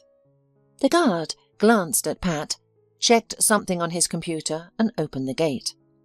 Thank God Dennis hasn't thought to remove me from the list of residents yet, Pat mused to herself. What a scoundrel. Or am I worrying too soon? Jenny could be telling lies just to spite me. She's been watching too many soap operas. What's with these girls nowadays? All they think about is money. Anyway, her time will come. She'll realise money isn't everything. Pat slowly drove up to the high fence surrounding the beautiful mansion. She pressed a button on her key fob, and the gate slid open smoothly. Pat drove into the yard, where she immediately spotted her husband's black sedan. Dennis was home. The woman climbed the porch and stepped inside. "Dennis!" she called out. An echo rumbled through the walls. The house was practically empty, with only some furniture on the first floor. Dennis had kept wanting to hire a designer, but had continually put it off. Now Pat could guess why. Apparently, Jenny was in charge here, not wanting anyone near her future nest. "Jenny, why are you back so early?" came her husband's voice, and then he appeared. "Oh, Pat, is that you?" The man looked very surprised and clearly unhappy with the sudden appearance of his soon-to-be ex-wife. "Not expecting me?" Pat smirked. "No," muttered the husband. "Dennis, we need to talk. I don't know if you are coming home tonight, so I decided to visit you myself." "Well," the man sighed, "come in. What's the matter? Did you bring the divorce papers?" "No, that's your job. I'll sign everything. There's no problem with that, but anyway, I met your Jenny today." "Jenny?" Her husband didn't let her finish. "Where, I wonder?" "Not far from our apartment. She was on her way to the notary." "Ah, I see." "Dennis, is it true you gave her this house?" Dennis pressed his lips tightly together and said nothing for a long time. "Yes," he finally exhaled. "I didn't want to tell you to avoid too many questions, but since it's out, don't get the wrong idea, I haven't lost my head. It's just that things aren't going well at the firm, so I quickly transferred the property to Jenny. Otherwise, I'd lose the house if it stayed registered to the firm or to me. You know I have debts." "I know about the debts," Pat nodded. "Does your mistress know?" "It's none of my business, but she's acting too materialistic." "Don't be fooled, Dennis. And she also told me that you're going to sell our apartment. Is that true?" Dennis averted his eyes. "Why are you silent? Is it true or not? You can't do that. This is our home. My whole life is connected with it. I've put my heart into every corner." "Pat, calm down. We'll have to sell the apartment. You know you're not legally entitled to it anyway. I bought it before we were married." "Don't make a scene now if you're worried about where you're going to live." "I have a place to live," objected the wife. "That's not the point. Don't you understand?" "All the more reason to let it go. The court won't side with you in any case. Don't be dramatic. I really need the money now. Pat, I'm in trouble, and selling the apartment will solve a lot. Show some compassion." "What? Are you kidding me?" Pat laughed bitterly. "Compassion? Me? You're literally kicking me out on the street. And I'm the one lacking compassion. Let me guess. You're also claiming half of my car?" "Well, not half," Dennis grimly grinned, "but a quarter. That's precisely how much I put into it." "How petty you are. You'll get nothing from me. I bought the car with my own money. You didn't even contribute a quarter of the sum. What a fool I am. I believed all your fairy tales so you could bypass the tax authorities. Did you prepare for everything in advance? Why did you marry me in the first place?" "Pat, stop it." "As you wish." The woman jumped up from the couch. "If that's the case, I'll file the divorce papers myself today. What's the hold-up? Choke on your houses, apartments, cars. I hope this girl won't take away the miserable crumbs that are still left. I loved you, Dennis. That's gone. But I also respected you. Alas, now you've done everything possible to shatter that respect with your mercenary interests. Goodbye. I'll pack my things today and bring the key to your apartment to your office. I'll leave it with the girls at reception. And don't ever call me again. Everything has come and gone. It's not worth remembering. Pat stormed towards the exit and slammed the door loudly. She wanted to destroy everything so that Jenny would have to clean it up later. But the door was strong, unlike Pat's own nerves. The phone rang in the morning. Pat peeled one eye open to figure out where her smartphone was. The sound came from somewhere in the closet. "Oh, damn," she swore. "I left it in my bag like an idiot. Who's calling? I'm on vacation. They won't even let me sleep now." The phone kept ringing, and Pat realized that the person on the other end clearly didn't intend to give up. She'd have to get up. She lazily stomped over to the hallway and pulled the phone out of her bag. "Hello?" the woman answered sleepily. "Hello," came a male voice. "May I speak with Pat Crawford?" I'm Pat Buzzington," the woman struggled. "Crawford is my maiden name. I'm listening." "I apologize. That's what the papers say. My name is Mr. Littlefield. I'm a lawyer. Could you come to my office today?" "Is this about the divorce?" The woman sighed deeply, even a little relieved that Dennis had worked so quickly. "Divorce?" Mr. Littlefield sounded puzzled. "No, I represent the interests of Aaron Ross. Do you know this man?" Pat was confused. "To be honest, no. No, definitely not." "He was a client of mine. The fact is that he passed away 6 months ago, and now I need to disclose his will to his heirs. You're listed as the sole heir. We only just found your phone number." "Me? There must be some mistake." Pat frowned. "I have no relatives by that name." "Well, it's not necessarily a fact that he was your relative. Maybe just an acquaintance. People sometimes leave inheritances to non-relatives. In any case, there can be no mistake. There's also a photo of you as a child attached here. Perhaps you'd like to come and find out in person." "Okay." Pat continued to frown. "What time and where?"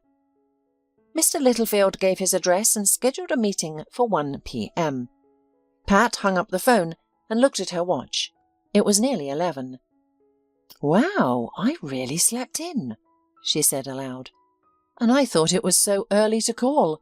Turns out lunch is just around the corner."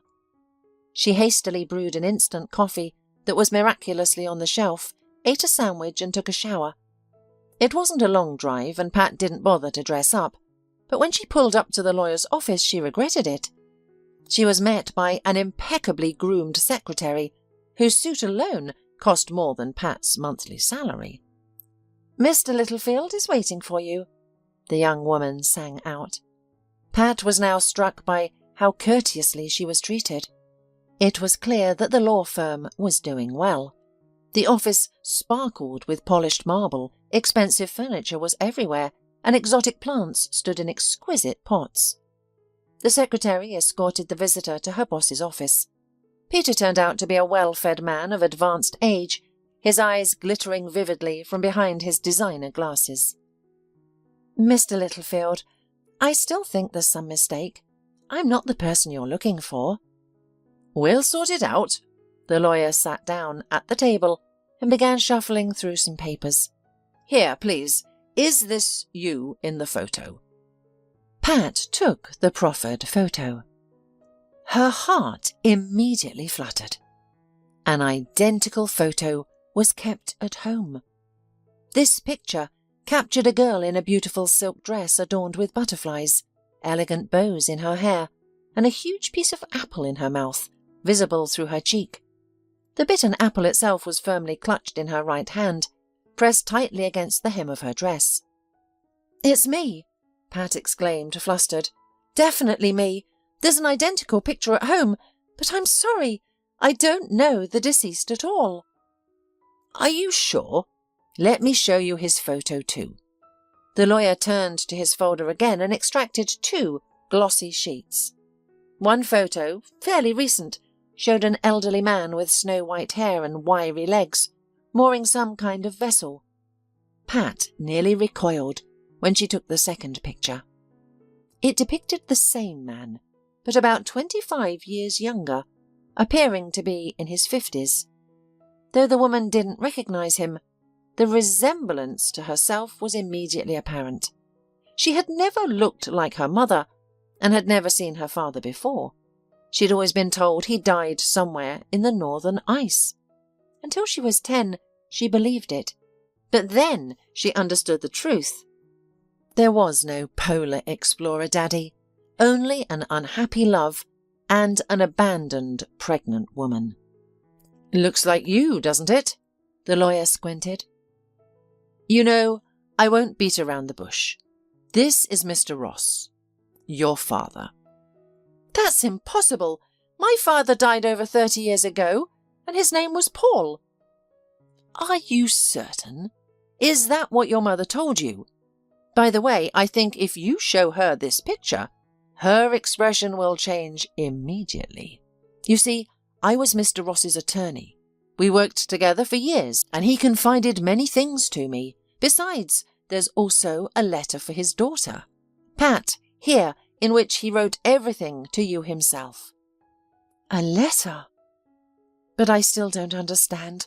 I didn't believe Mum's polar explorer story, but I thought Dad had simply abandoned us. And he had a picture of me when I was 4 years old? So my mother must have given it to him somehow." "Your father was a good man, and he didn't abandon you. By the way, your mother didn't lie about the polar expedition. He did frequently travel to polar regions. He was a geologist, working with gas and oil. Then he disappeared for a long time. It so happened that at that very moment your mother discovered she was pregnant. She told Aaron and expected him back in a month, but the weather turned treacherous. The expedition was trapped in ice for months, with no communication whatsoever. They were even presumed dead after locals stumbled upon traces of an abandoned camp with evidence of bear activity. 3 bodies were found. The rest were reported missing. I suppose that's the information given to your mother. She either moved away or left everything behind. Aaron was unaware of this. When he finally returned, no one was waiting at his old address. No information, nothing at all. His fiancée had vanished. Then, a few years later, he received a letter at his old address. By that time, Aaron no longer lived there, but he hadn't sold the apartment, hoping Brenda, your mother, would get in touch. His hope wasn't misplaced.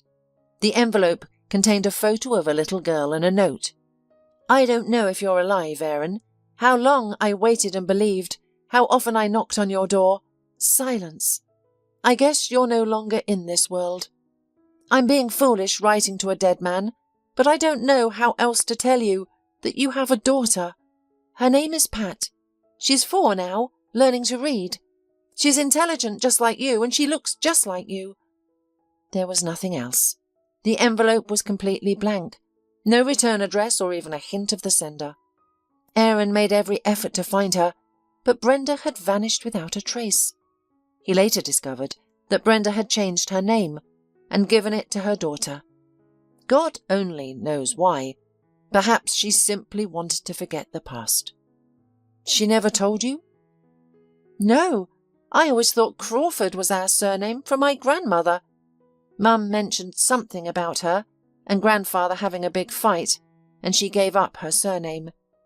We followed to support her. But I might be confusing things. I don't remember well. I was just a little girl." "I see." The lawyer nodded. "But how did my father find me?" "He found you about 4 years ago. He hired a private investigator, an ex-cop, essentially a detective. He uncovered everything. Then something in him wavered and he got scared. Can you imagine? All those years of hoping, finally finding you, and then giving up." "What was he afraid of?" "Think about it. You're a grown woman, married, well-to-do. You've never heard of him. And then, out of the blue, your father shows up." "What's the big deal?" Pat exclaimed. "What difference does it make how many years it's been? It wasn't his fault things happened this way. Pat, we're all different. What's easy for you might be worse than death for someone else. Aaron was very anxious. He prepared to meet you many times but kept postponing. He wanted to see Brenda too. He even watched her from afar and wanted to see her through me, but he always backed out at the last moment. Don't judge him. Mr. Littlefield, honestly, I'm shocked. What did he die of? Heart failure. Quite ordinary. Although he kept himself fit until the end. He loved yachting. It was his passion. He wrote his will when he found out about you. His personal life never quite worked out. He was a one-woman man. There were women, of course, but nothing serious. It was the money that attracted them. Was he rich? Pat asked, confused. Quite well off by today's standards. He worked in the oil and gas industry as a highly skilled specialist. Later he got into securities when he retired. You'll see for yourself. Shall we proceed to the reading of the will? Wait, Pat interrupted. Can I refuse anything? The money? Are you worried your father was in debt? No, not at all. I'm just afraid to even find out what's in it. And it's not my thing. To be honest, it sounds a bit absurd, like being in a movie, an inheritance, a missing father. You're free to do as you wish. I'm obliged to fulfill the deceased's last will and inform you of his decision. If you refuse, the money will go to charity. But I still think you should accept it all. Aaron hoped for almost 30 years that he'd meet his daughter one day. From the moment he took that picture from his mailbox, he was working only for you. Pat, believe me, I know what I'm talking about. He wasn't just my client, but a close friend. Well, Pat hesitated. Okay, read it then. The lawyer summoned his assistants and opened the will envelope in front of everyone. Mum, are you home? Pat called out, opening the door of her old apartment. Why didn't you lock it again? How many times do I have to tell you? Oh, daughter, Brenda exclaimed, trying to wipe her hands on her apron. Don't scold me. I forgot. You're just in time. I'm making a casserole. You could have at least warned me. Mum, we need to have a serious talk. I think you should sit down. What is it? What's wrong? Brenda perched on the edge of the couch, folding her hands in her lap and fidgeting with her apron. I've just come from my lawyer. Do you want to talk about divorce? Just give it up. Let your Dennis live as he likes. He ruined your whole life, and you still haven't given me grandchildren. I told you to marry only for great love, and if you don't have it, don't rush into anything. Mum, it's not about divorce. By the way, did you love my father? Father? Yes, my father, the polar explorer. The mother pressed her lips together and looked intently at her daughter. Do you think if I hadn't loved him, I would have suffered all these years alone? Well, I wasn't alone with you, but... Pat pulled out a picture of Aaron Ross from her bag and held it out to her mother. Brenda stared at it, bewildered. Where did you get this? She asked, her voice trembling as she reached for the photo. Brenda gently took the picture, and Pat saw tears welling up in her mother's eyes. Mum, is that really my father? Daughter, was all the woman could say before bursting into tears. Pat comforted her crying mother for a long time, made her tea, and when Brenda regained her composure, told her everything she had learned from the lawyer. Mum, there's also a letter, but I haven't read it yet. I'm afraid. Shall we read it together? It turns out that Aaron has been alive all these years. Read it, daughter. Read it quickly. Pat took out a white envelope on which was written in beautiful handwriting, To my daughter, Pat. She opened the letter and began to read aloud. Hello, my dear daughter. By the time you read these lines, I may no longer be alive. I sense this because I realize I lack the strength and courage to meet you. For years, I've tried unsuccessfully to find you. Fate was finally kind, and a few years ago I managed to locate you. But something inside me held me back from simply approaching you and saying, "Hello, daughter. I'm your daddy." I know I'll blame myself for this indecision for the rest of my life, but life isn't as simple as it seems. Your mum and I once loved each other deeply and eagerly awaited the arrival of our wonderful baby. But there's a saying, if you want to make God laugh, tell him your plans. That's how it turned out for me. Over 30 years ago, I often travelled to the north for work, and one expedition proved fatal. We were caught in a terrible storm. Several people died and the survivors were cut off from civilization for many months. Our group was presumed missing. I later learned that relatives were told not to get their hopes up. Apparently, your mum was devastated and left home. I searched for her for a long time, but in vain. It's easy to find someone now, but times were different then. I started trying again when I found your picture in my mailbox. I don't understand why Brenda did that. She could have at least asked the neighbours. Not many people knew I was back, but they knew each other. I understand you and your mum moved to another city for a long time and returned after you got married. A private detective I hired to find you explained this to me later. Daughter, I can't turn back time, and I feel I'll never be able to speak with you. Don't judge me too harshly. I'm such a weak and sentimental man now, though all my life I've been tough, with strong principles, hardened by the northern winds. I don't know what's happening to me. I can't even explain it to myself. I was afraid, after that Brenda had fallen out of love with me, that she had found someone else. If I'd only known she was still waiting for me. But fear and doubt are the culprits. Never be afraid of anything, my daughter, and don't doubt. Then everything will be fine. I've lived a long life, and believe me, I know what I'm talking about.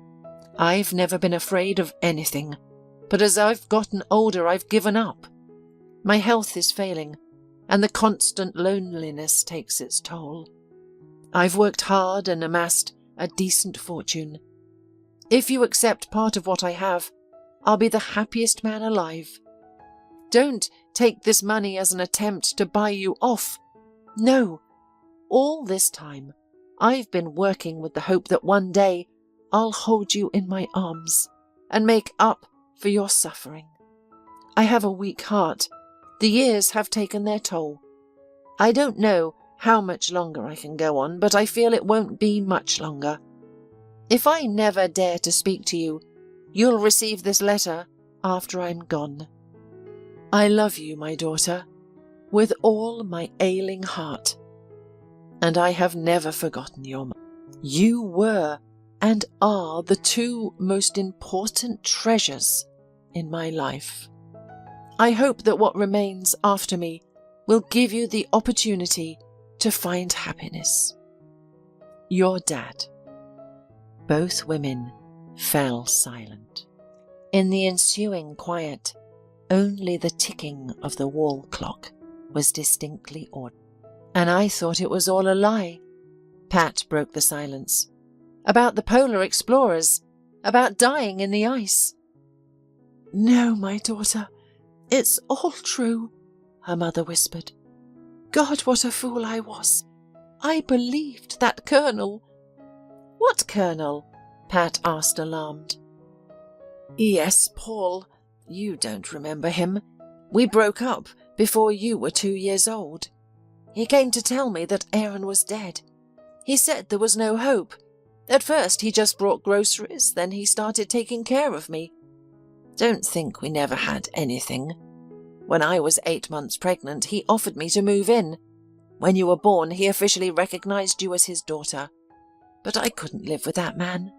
You weren't even 2 years old when I went back to my mother. Now I realise that Aaron was already looking for us. But he didn't find us and gave up. He didn't know my mother. She lived in another city and was against it, so I didn't introduce them. It seems I could have just asked our neighbours. But when I left with Paul, I didn't say anything to anyone. I just wanted to forget about my first love and start anew. Besides, Paul brought me an official paper stating that Aaron Ross was officially recognised as dead. You think he fooled you? Pat frowned. I didn't think so then. Now I realise he could have done such a thing. I believed him implicitly. He's an officer after all. Paul tried every way to win me over, offered to marry me, but I was afraid or intuitively felt that Aaron was alive or something else. I can't explain. We had a big fight once. I remember he grabbed you out of your crib and I went crazy, beating him with my fists, screaming. In the morning I packed my things when he left for work and went to my mother's. I haven't seen him since. Why did you put my picture in the mailbox for my father? When this picture was taken and I looked at it, I was so sad. You reminded me very much of Aaron in that picture. The same sly look, as if you were up to something. And your eyes, I don't remember what came over me, but I put the photo in an envelope and came to his house, secretly from my mother. I told her I had to inquire about a job, that there was an interesting opportunity. I took the train and left. I walked around Aaron's house for a long time.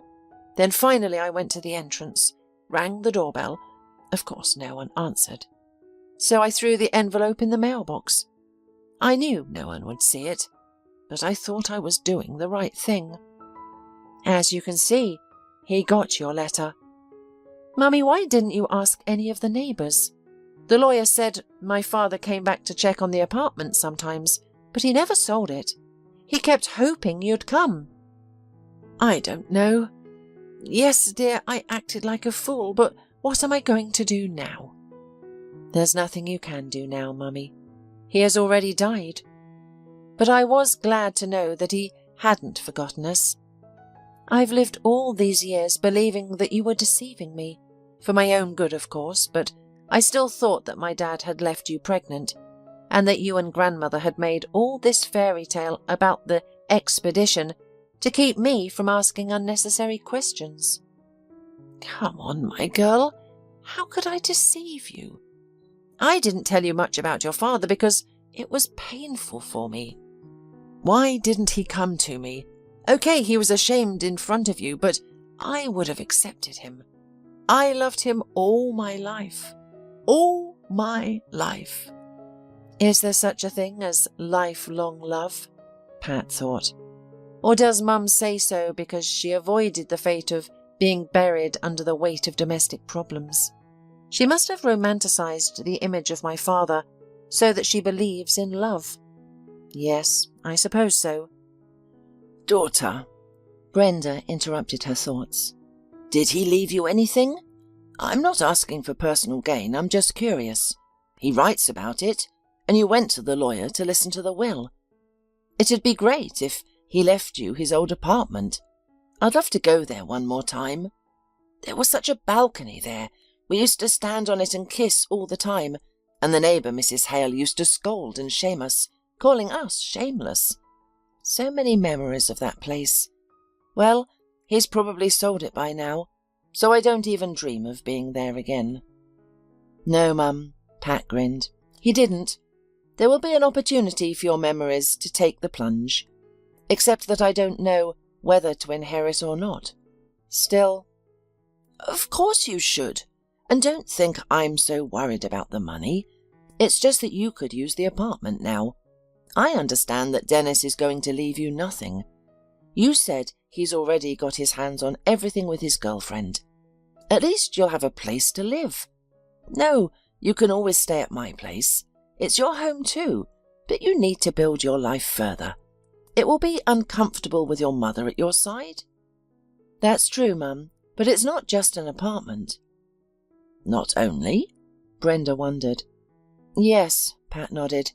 Dad left everything he had. And there's a lot there, Mum. Too much. Here, take a look. She held out the will to her mother. Brenda read it carefully, and with every second her eyebrows crept higher and higher. Is it true? She said at last. Aaron was so rich. And what about the yachts? The lawyer said my father was passionate about sailing. He has 2 boats. He even went on a round-the-world trip on one of them. Wow! Brenda shook her head. Who would have thought it? Pat, that's a fortune. Are you sure it's all true? Yes, I didn't believe it myself, but Mr. Littlefield showed me all the documents. It can be no mistake. If I inherit, it'll all be mine. But I don't know what to do with such wealth. Daughter, where is he buried? I'd like to visit his grave. Mr. Littlefield said the body was cremated and the urn with the ashes placed at the local cemetery. We'll definitely go, but for now, I need to process all of this. Pat and her mother talked for a long time. Brenda reminisced about the past, occasionally crying and hugging her daughter. That evening, Pat decided to stay at her mother's house rather than return to the empty apartment where her marriage had ended. Soon, Pat moved into her father's old apartment. Everything seemed unfamiliar and strange to her. Antique furniture, stuffed northern animals, collections of minerals, old photographs. In one photo, she saw her smiling mother in Aaron's arms. She gazed at the picture for a long time, reluctant to change anything. Brenda visited several times, immersing herself in memories. She often stood on the balcony where Pat had created a cosy spot with a small table and wicker chair. Pat had moved all her belongings here but hadn't told Dennis about the apartment, the inheritance, or her father's discovery. He didn't need to know. Now she waited only for the scheduled court hearing. The divorce was set for the following week. Before then, Pat wanted to visit the harbour town to see one of her father's yachts. Though she knew little about yachts and planned to sell them, she wanted to experience the ship firsthand, to touch the ropes her father had knotted, to grasp the helm. The yacht maintenance was prepaid for several years, but Pat didn't want them to sit idle. The town welcomed her with warm, damp August air. She didn't need to rent accommodations. Her father owned an apartment, now hers. Pat entered the dark foyer and climbed the wide steps to the second floor.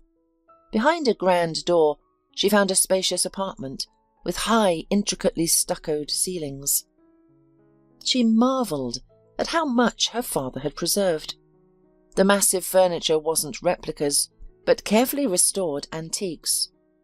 A French chiming clock adorned the wall, and an enormous crystal chandelier hung in the living room. Pat whistled, surveying her new possessions. Why did father need all this? Was it an investment? After resting briefly, she headed to the port to meet Louis. They'd arranged for him to show her the yacht and discuss further plans. Louis, slightly over 30, was tall, with an impressive athletic build.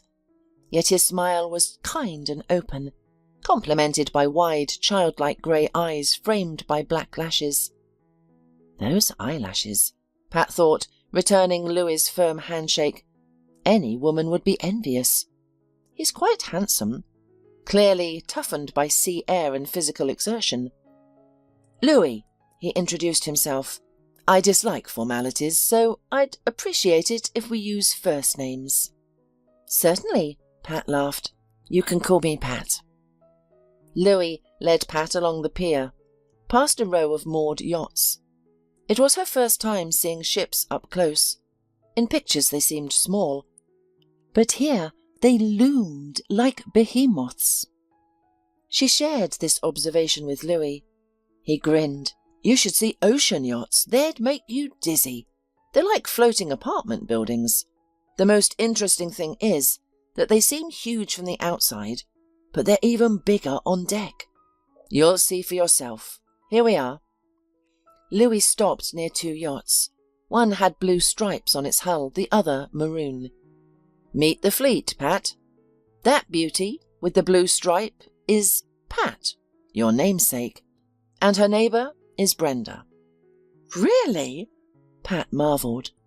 I see Dad was a romantic, naming his boats after Mum and me. Oh, really? He never told me. I asked him more than once why he gave these beauties such names.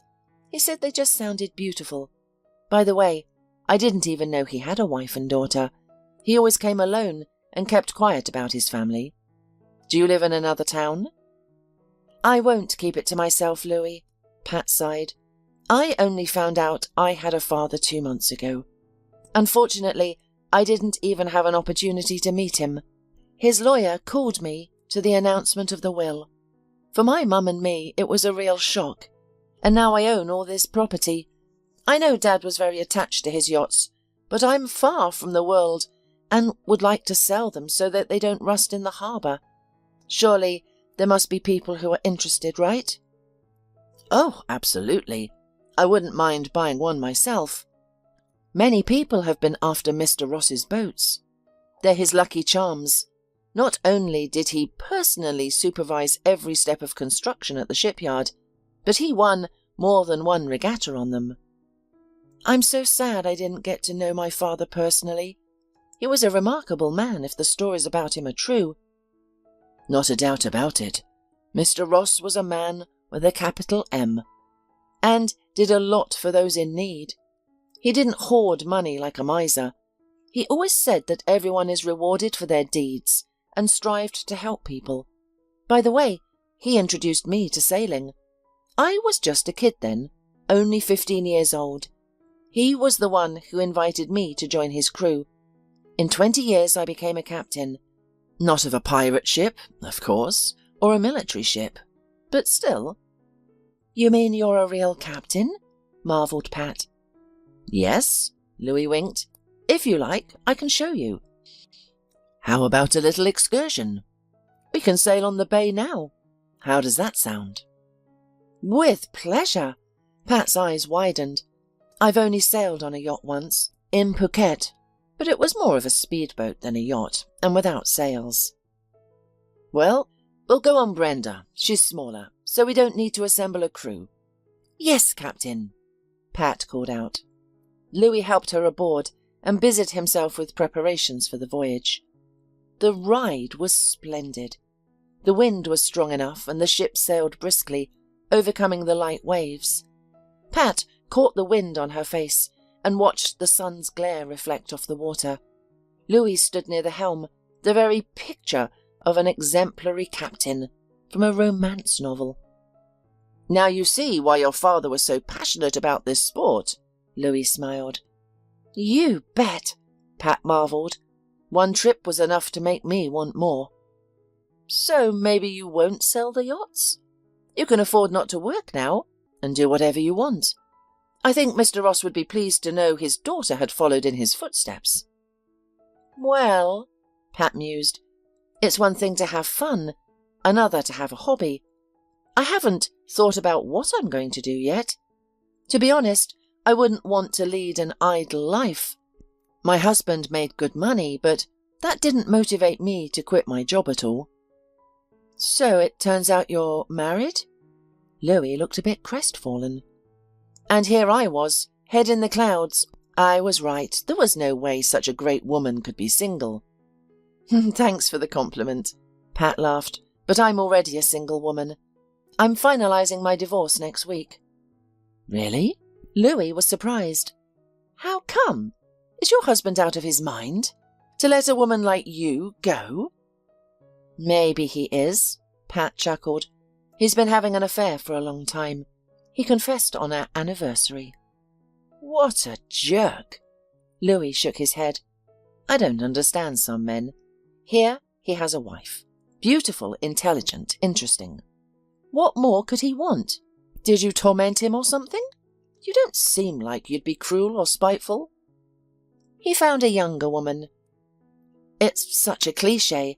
A man in his mid-50s, bored with his wife, and a 20-year-old girl on the horizon.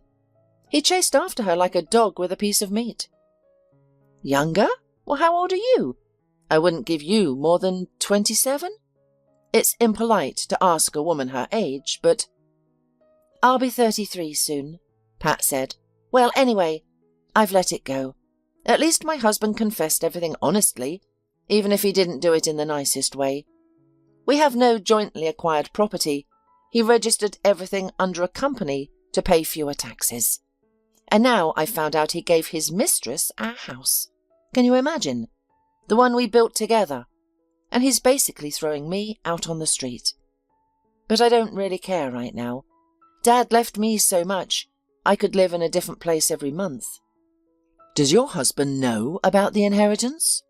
No, he's greedy for money. He'll think of some other trick. I'm afraid he'll sue for half of it. Why would he do that? An inheritance isn't considered joint acquired property. Don't worry about it. Really? I was worried about that. Why didn't you ask your lawyer? I didn't even think about it. Typical. Women worry about nothing and don't bother to check the facts. Okay, I won't criticize you. Why don't we grab a bite to eat? There's a great pizza place nearby. Their panini are delicious. My treat. I'd love to, Pat smiled. But let's make it my treat. We'll celebrate my inheritance and remember my dad. Well, if that's what you want. It just doesn't seem very gentlemanly. While they were driving to the pizzeria, Pat asked, Louis, would you like to buy the yacht? Seriously, I don't need it, and at least it would be in safe hands. Are you kidding? I can't afford one of those. I've got a much smaller boat and it costs me a fortune. I'm an ordinary IT guy. I've been saving up for a boat for 5 years. Mr. Ross's yacht is a dream for people like me. But I can help to find a buyer. Is it really that expensive? Pat looked at Louis. Pat, sailing is an activity either for the rich or the obsessed. I fall into the second category. I like to live my dreams. How about if I rent it to you? You could sell your boat and choose between Brenda and Pat. You can sail as much as you want. Louis frowned. Rent, you say? That option suits me better if the price isn't too high. You decide how much you can afford to pay. You can just take care of her. I understand you're not a man who'll take anything for nothing, but I think your looking after the boat would be payment enough. If you're not joking, I'm all for it, Louis smiled. By the way, here we are. A week later, Pat drove up to the courthouse in a sleek sports car she had found in her father's country house garage. There were several cars there that she had never even dreamed of owning. She loved cars, even the one she had saved up for herself. She chose cautiously, trying to consider everything. Powerful cars were the ultimate luxury. Dennis drove a prestigious German business-class sedan and very rarely allowed Pat to drive. That's when she felt elated, enjoying the roar of the engine and the realization that all this luxurious power was entirely in her hands. And now it was a dream come true. Pat didn't need all these cars, but would be quite satisfied to drive each of them once and then choose the best one. Now the woman silently slammed the door of the bright yellow Italian sports car and proudly headed for the entrance. Going up to the second floor where the courtroom was located, Pat saw Dennis and Jenny standing at the window, animatedly discussing something. Hi, Pat said to them, smiling cheerfully. It's been a while. You look happy, Dennis said, embarrassed. What? Can't wait to set the record straight. Me? Pat grinned wryly. Judging by Jenny's face, she's the eager one. Why are you without a dog? Pat squinted. Not allowed? Or don't you want her to see such a spectacle? Pat, are you drunk or what? Dennis was indignant. I'm just laughing at how serious you look. You should be happy. Everyone will get what they want today. What kind of car is that? Dennis asked shyly. We saw you drive up in a yellow car. This, Pat smiled, is mine now. But you don't even have to count on half of it going to you. To each his own, Dennis. You took everything from me, or rather, you didn't want to share. Did you think I'd be trying to make ends meet till my old age? Well, I'm not. Guys, sometimes life has its surprises. Everyone please report to the courtroom, came the voice of the court clerk before Pat could continue. Shall we? She waved her hand. 40 minutes later, it was over. Pat rushed out of the room, not wanting any more contact with her ex-husband and his girlfriend. But Dennis caught up with her. Tell me, where did you get that car? I didn't like how calmly you reacted when the judge said that after the divorce, you have nothing left. Dennis, why do you care now? We're strangers from now on. Oh, tell me, what's the harm? Jenny, who had caught up with them, wrinkled her face. I'm curious too. That car is top class. You must have rented it to amaze us. What a stupid idea. Shall I take you for a ride? Sorry, I can't. There's only 2 seats. But you're wrong. I inherited it. And there are many more like it. I've got yachts and houses and a decent bank account. Ah, now I see. You are really drunk, laughed Dennis. From which rich uncle did you inherit? You don't believe me, but I don't care. We have nothing in common now, and I won't give you the details. By the way, Jenny, Pat looked intently at her rival. You're together for great love, so it shouldn't be scary for you. I mean, Dennis's debts. Your chosen one, Jenny, isn't such a wealthy man. The car, the house, the suit, the watch, it's all just a sham, a pitiful remnant. Ask him how much his firm owes to creditors. By the way, Dennis, when you get the information on my inheritance, and you will, I know you will, don't come crying to me for money. From now on, forget I exist and don't try to meet me. Do you understand? Everyone makes their own choices and is responsible for the consequences. Saying this, Pat turned sharply on her heels and sprinted down the stairs. She drove her bright yellow car down the highway, her heart pounding frantically, but not from euphoria. She felt an inexpressible sense of freedom, a freedom she had never thought of or even dreamed of. Love, to hell with this love, thought the woman. You should love yourself first. After all, you are the most valuable thing in life. Why give up on yourself for others? Of course, there are parents and children, but that love is entirely different, unconditional. There's love for friends, nature, delicious food. It's not the same.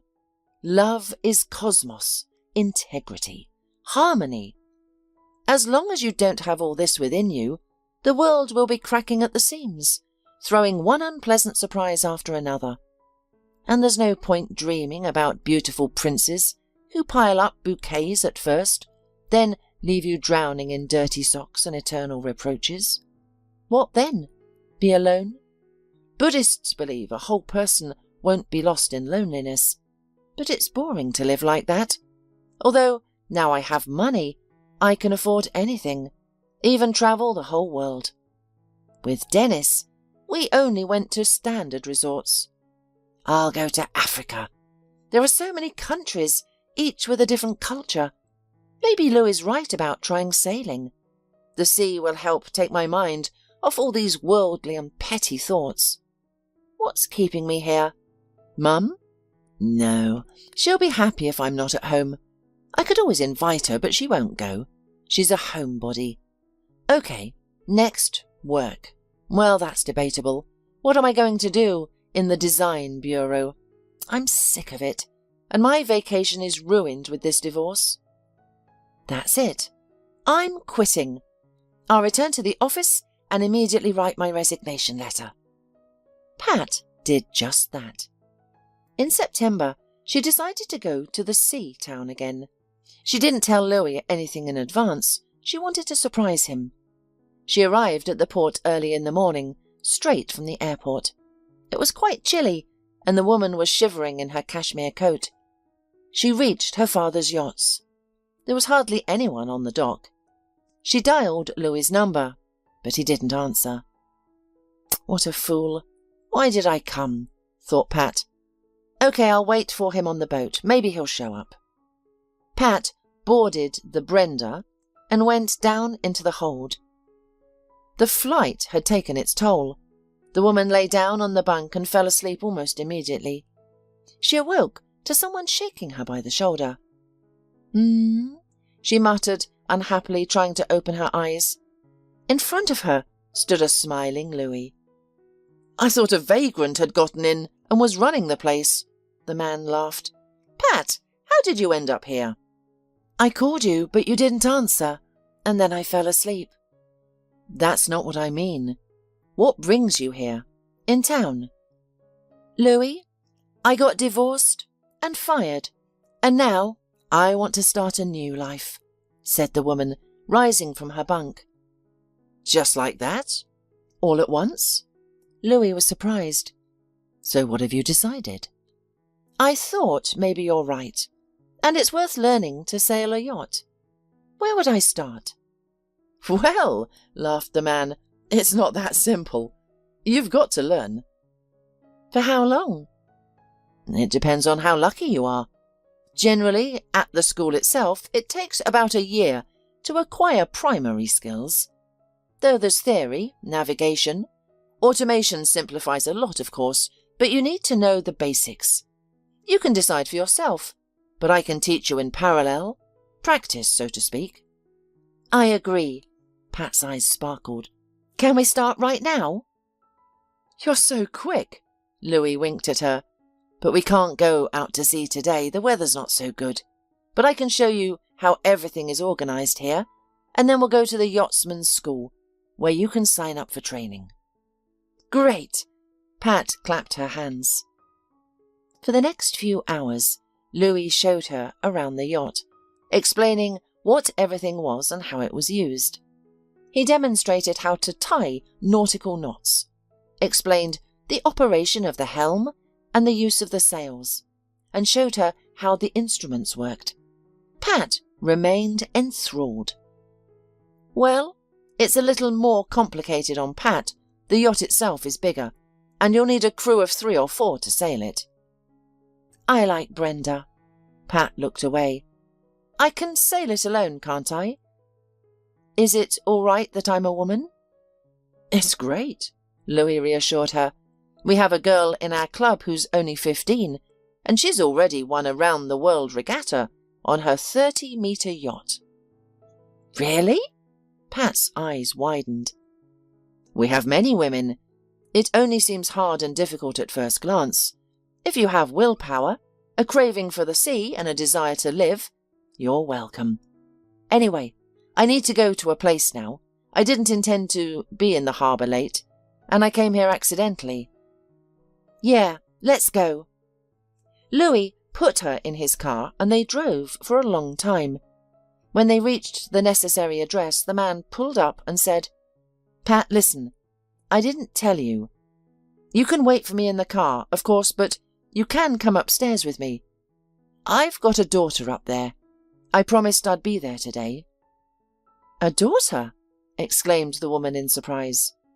Oh, don't think anything of the sort. She's all grown up. She's almost 17. She's in high school. Her mother, Thelma, and I got married right after high school. Back then it seemed like love was real, forever and all that. Thelma got pregnant almost right away and gave birth at 18. That's when we realised that not everything was so rosy in our little world. I was studying at the college then, had to work part-time reinstalling systems on computers. Money was catastrophically lacking. And Thelma sat at home with Brooke, didn't work, didn't go anywhere to study after school. So I did the best I could. My parents helped, of course. Thelma's grandmother lived here. She sheltered us then, and after she died, her granddaughter got the apartment. They live here together, and our marriage fell apart after 3 years. Thelma found another man, and we parted, without scolding and scandals. I understood that she wanted a better life, which I couldn't give her. I only set one condition, that she wouldn't prevent me from communicating with Brooke. She lived with that man for a while, then they split up. She's still trying to make a life for herself. I help them, of course. My daughter doesn't need anything. But Thelma, she's still a dear person. I can't leave her. I realise that she's wrong, but she's still my child's mother.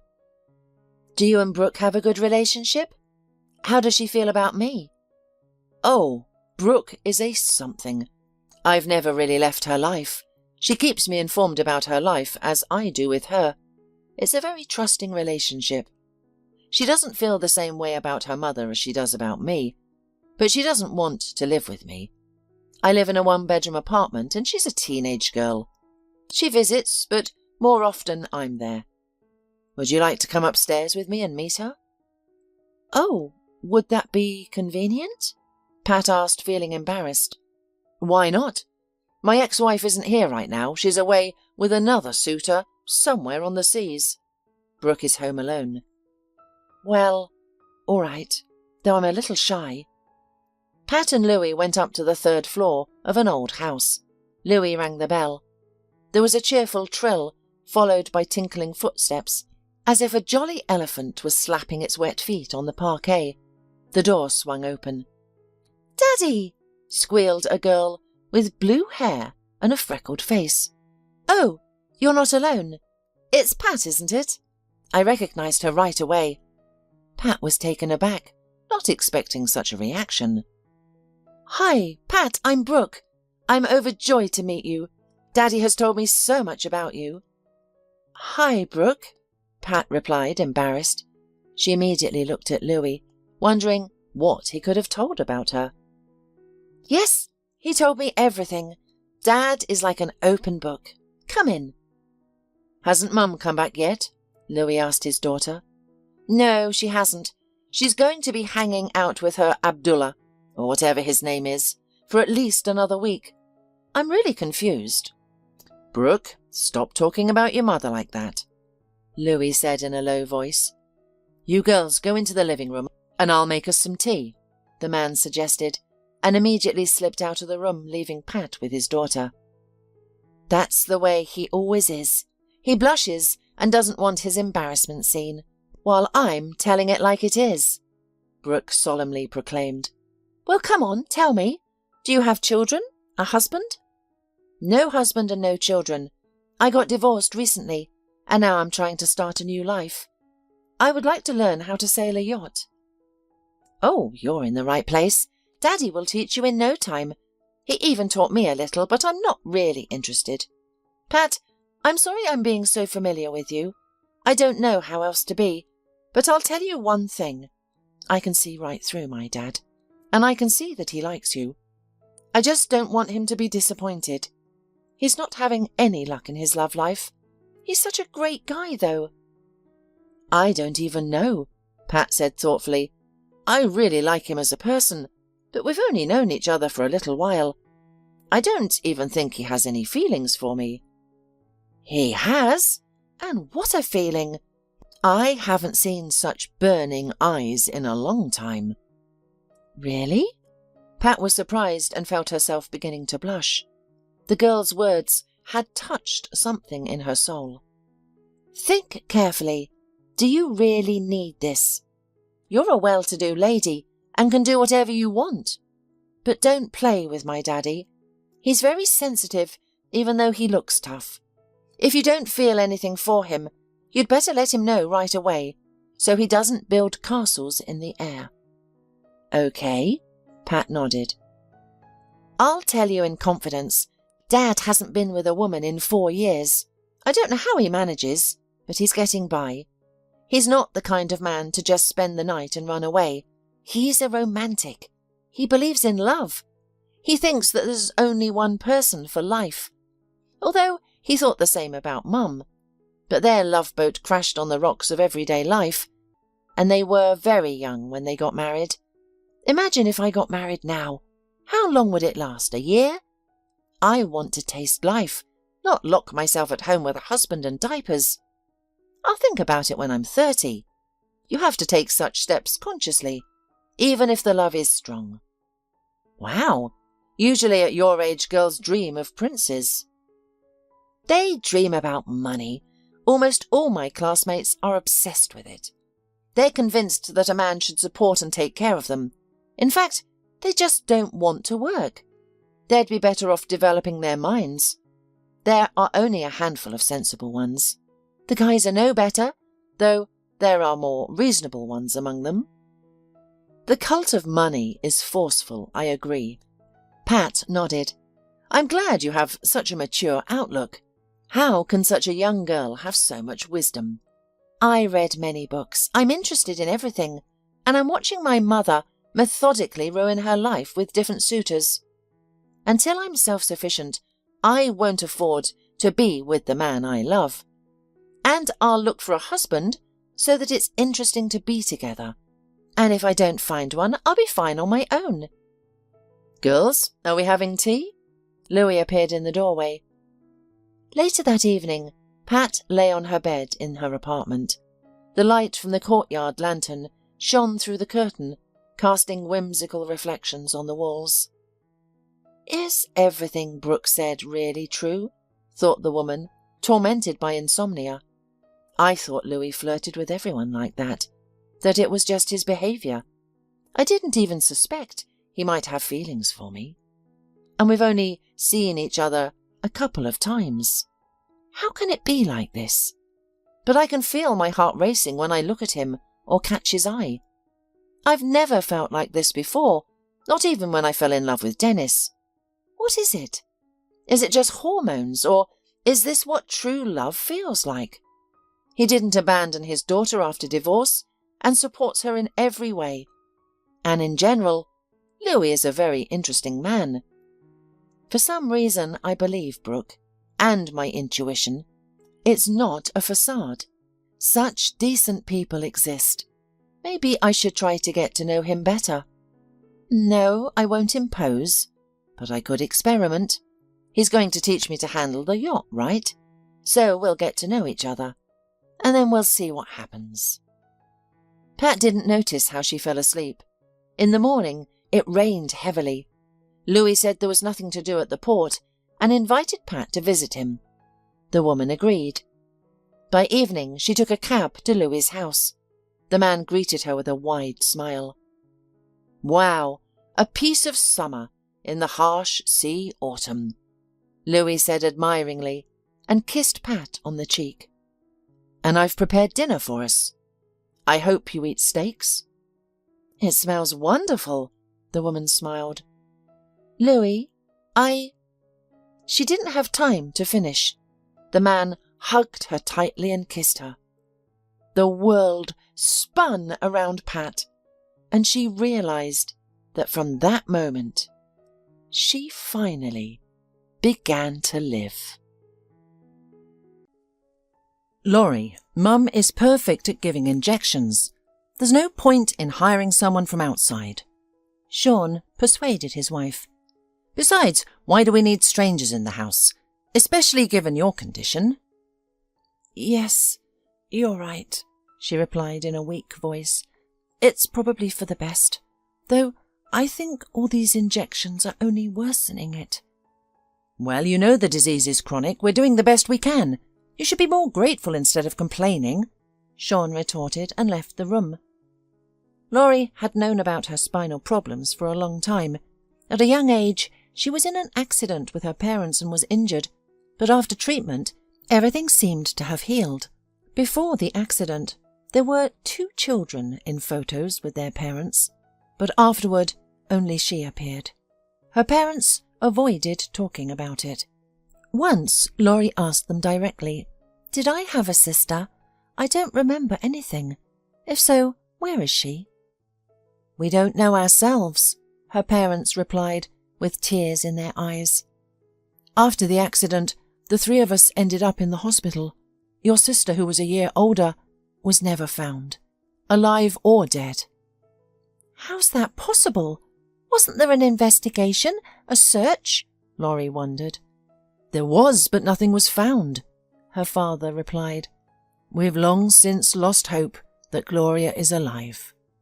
Since childhood, Laurie had been an active child, first practicing gymnastics, then ballet, strengthening her back.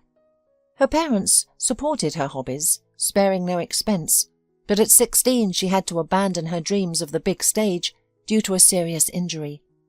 Laurie focused on her studies, enrolled in university. Then the father sent her abroad to continue her education and improve her languages. Though not intellectually developed himself, he had a phenomenal flair for business and saw his only daughter as the continuation of the family enterprise. Laurie's mother died of cancer when she was 20. Her father hid the bad news until the situation became dire. Laurie barely made it home in time to say goodbye to her mother in the hospital ward. Since then, she hated all such institutions, and hospital walls filled her with homesickness and dread. When Laurie turned 25, her father passed away, and she was left alone, the owner of a large business. It took her a couple of years to adjust to managing a huge manufacturing plant. There was no time or energy for anything else. Then, at a social event, Laurie met Sean. The handsome young man flattered her ego with his advances. Sean spoke passionately about his studies abroad and his plans for business development. Laurie offered him a job.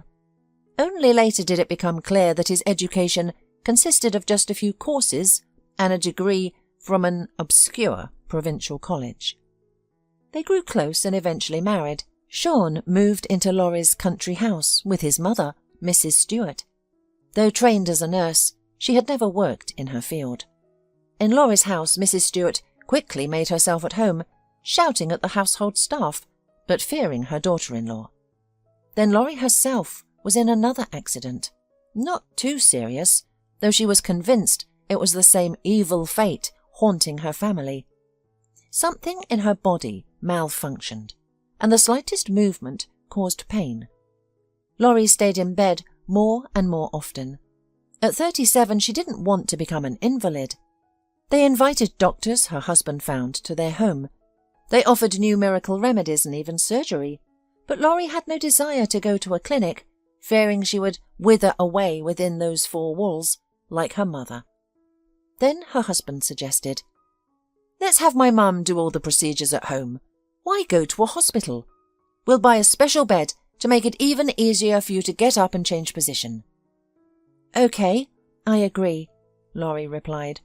"I have no strength for anything anyway, and showing up like this to business partners is out of the question. It's a wolf-eat-wolf world out there. Any weakness and they'll pounce." "I can run the business in your stead for now," Sean offered. "I just need to expand my authority, get the right to sign documents." "Sure, honey. Thank you for being willing to take on that responsibility. But I'll be checking everything," Laurie warned. "Of course," her husband smiled. "It seems we don't have any other choice." The appointment of her spouse as her deputy was met with bewilderment by many in the company, but it wasn't customary to argue. Officially, Laurie had distanced herself from the business to focus on her health, but no one knew her real condition. She suffered more and more, looked terrible, and sometimes experienced cramps, with her face and hands going numb. Only her mother-in-law was there, administering injections. Mrs. Stewart was a provincial woman, cunning but cautious. She cared for her daughter-in-law as if in the best clinics, always emphasizing how tired she was. "Laurie, how are you today?" she would ask her daughter-in-law in the morning. "It hurts. Today is even worse," Laurie would sigh. "The treatment isn't helping again. I'm even ready to consider surgery." "Well, one shouldn't rush into that," Mrs. Stewart would answer, helping Laurie get up and go to the shower. "Do you know what the outcomes of spinal surgery can be? You're walking for now, but you might end up bedridden like a vegetable." "Did you really work in a hospital?" Laurie tried to verify her mother-in-law's honesty. "I did, in gynecology. Saw all sorts of things there.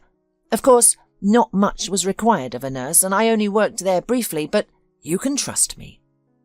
"Well, at least you have a gentle touch, and your injections don't hurt." Laurie smiled weakly. "Remember that nurse we hired? She was a real butcher. I was bruised all over after her.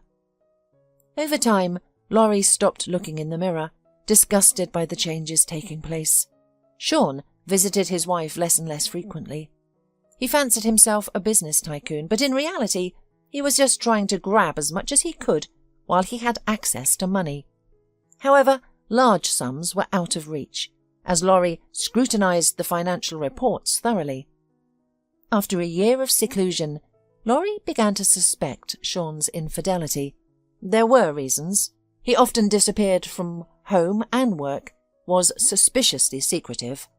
They no longer slept together, and discussions about children had ceased long ago. Lacking other listeners, Laurie shared her suspicions with her mother-in-law. "Mrs. Stewart, do you think Sean might have another woman?" she asked. "Oh dear, what are you saying? He's already working himself to the bone with your business, trying to keep it afloat. Where would he find time for women?" the indignant mother-in-law replied. "What are you imagining now?" "Maybe it's someone from work," Laurie mused. "After all, he spends so much time there." "Oh, stop it. My son is an honest man," Mrs. Stewart defended Sean. "He's doing so much to cure you." But thoughts of her husband's infidelity came more frequently. Laurie became paranoid. Even Mrs. Stewart couldn't stand it anymore and decided to talk to her son. "Sean, be careful. Laurie suspects you," she warned. "Because of your so-called hobbies, we might be left without money and inheritance altogether." "Come on, Mum. I've got everything under control," Sean answered cheerfully.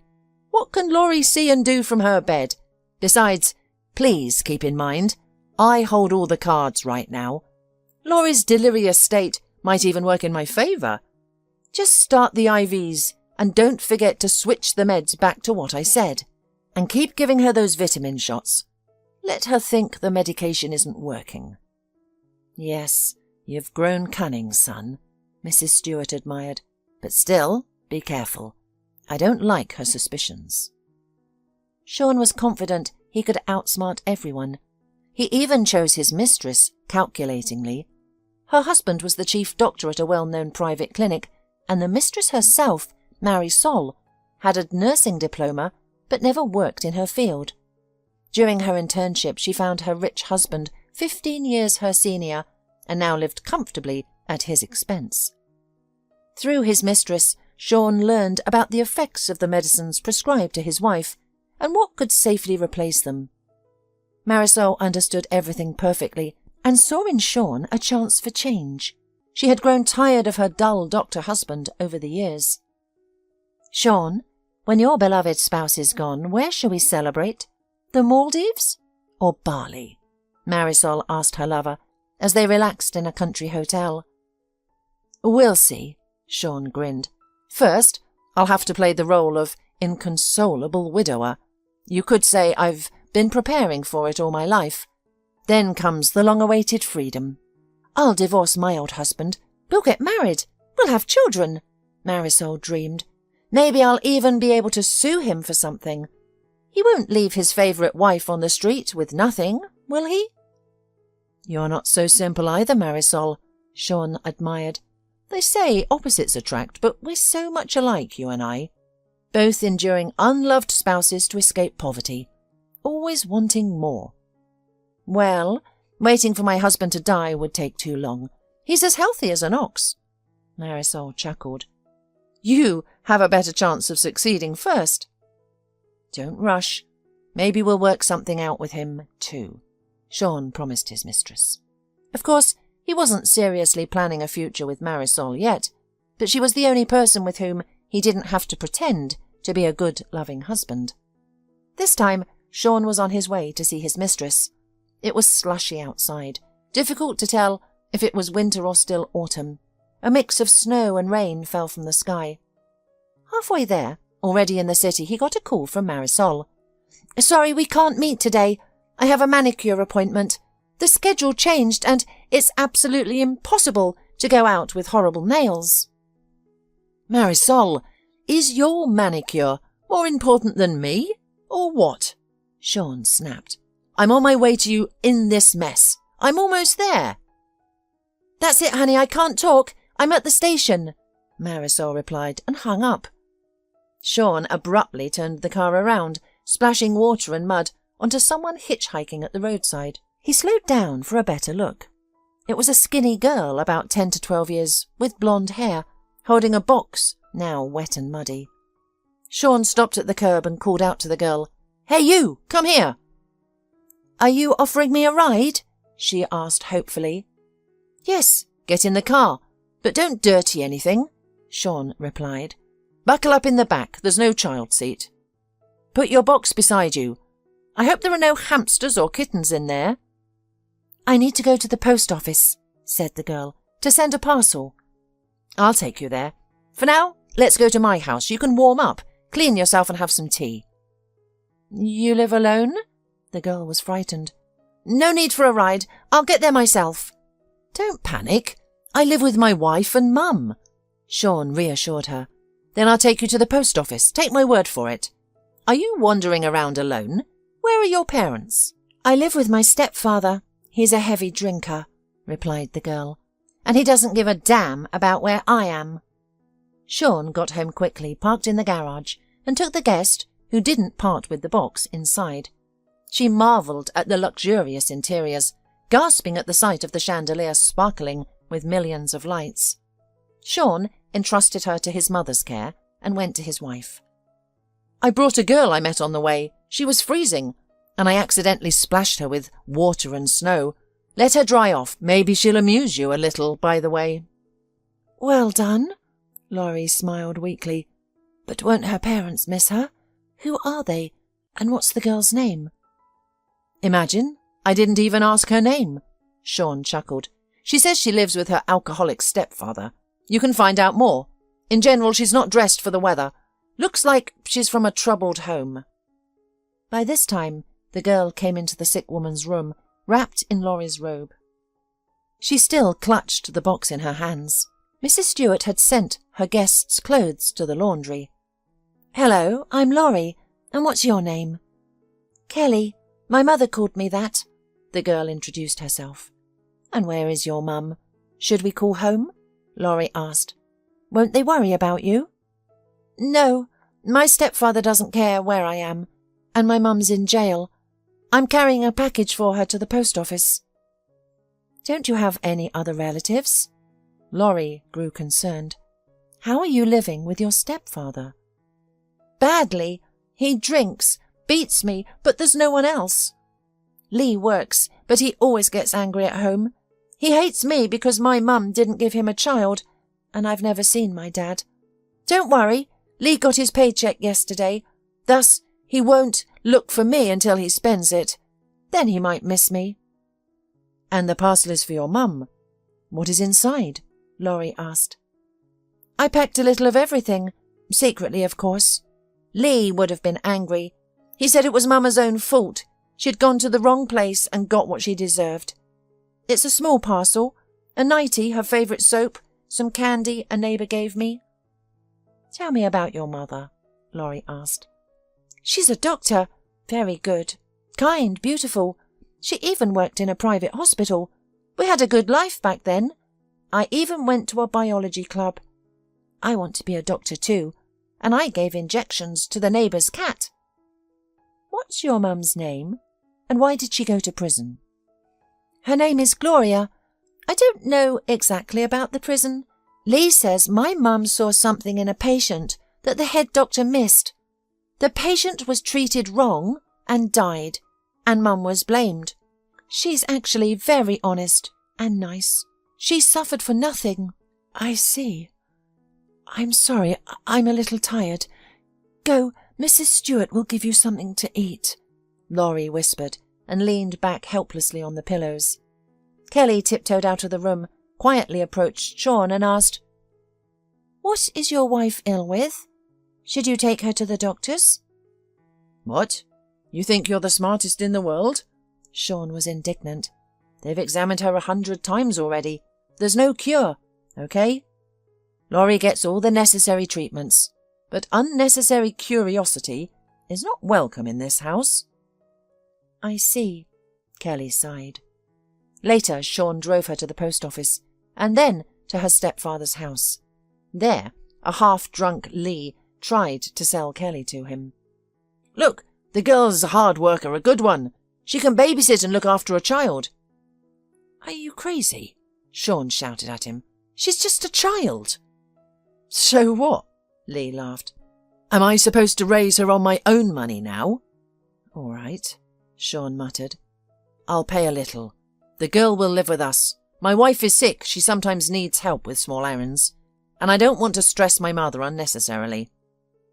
"Leave your phone number. Sometimes child services check on us." Lee grinned. "500 a month, and you can take her." Sean gave the drunken man the money and told Kelly to get ready. He thought that the girl's appearance in the house would distract his wife a little, and finally she would not torment him with her suspicions. In general, the girl seemed a good choice as a companion and distraction from his machinations. When Laurie heard that Kelly would stay with them, she was very happy. She liked the little girl and felt sorry for her, wanting to make life a little easier for this lonely child. Laurie ordered a room to be prepared for the guest next to her bedroom and sent her husband to the store to buy clothes and school supplies. Mrs. Stewart didn't like all this very much. She even asked Sean, "Why did you bring that girl again?" "I'll throw her out if I'd like to, but now I'm a hero in my wife's eyes and all suspicions are forgotten. You'd better try to make friends with her." "That girl looks at me like a wolf. I feel she's going to be trouble," Mrs. Stewart said indignantly. "I've said it all. Kelly will stay with us for now," Sean muttered. "You'd better think of something with injections, because lately Laurie even seems to be better, and I'm counting on an entirely different outcome." Mrs. Stewart only nodded. She couldn't explain her anxiety, but the little guest's presence in the house was unnerving, especially her attempts to see what she was injecting Laurie with. The woman first caught the girl near the bucket where she threw out ampules on the second day of her stay. "Where are you going? There's glass, you'll cut yourself," Mrs. Stewart shouted at her. "I grew up with my mother in the clinic, and I know how to handle ampules," the girl smiled, "and I can give injections. But these aren't medicines, just vitamins. How will they help?" "It's not her illness that's going to help," the mother-in-law snapped. "I'm giving her a maintenance course now and painkillers at night, and you should do something useful instead of digging through trash cans." Kelly turned away resentfully. Mrs. Stewart no longer left the ampules unattended, but it did her little good. Kelly had already stashed one, and seizing the moment, showed it to Laurie. "I know for sure that you're not being treated at all," Kelly said excitedly. "They're just vitamins, and in quantities that they can cause allergies." "Are you sure?" Laurie said. "Why would they do this to me?" "I don't know. Maybe your mother-in-law is confused about something," the girl answered. "And then, you know, I grew up with my mum in the hospital and I learned some things. She even taught me to read test values and stuff. My mum joked that I could even pass the nursing exam already." "I don't know. You're putting me in a very uncomfortable position right now, Kelly," Laurie explained. "It's your word against my mother-in-law's." "Well, do you realize you could get better? What doctors have you seen? And, in general, what have they been doing with you?" "Oh, don't worry about that," Laurie begged. "This is grown-up business." The girl fell silent resentfully, then went to her room, while Laurie began to ponder. Despite her weakness, she still kept her mind clear and realized she was really fading day by day. Her mother-in-law's injections had never brought her relief. Kelly only confirmed what Laurie herself had long suspected. Meanwhile, Kelly, wishing to prove her point to the woman she liked, began to follow Mrs. Stewart even more actively. But the woman noticed and complained to her son. "Take her away for good. The girl is already spying on me. I can't live like this.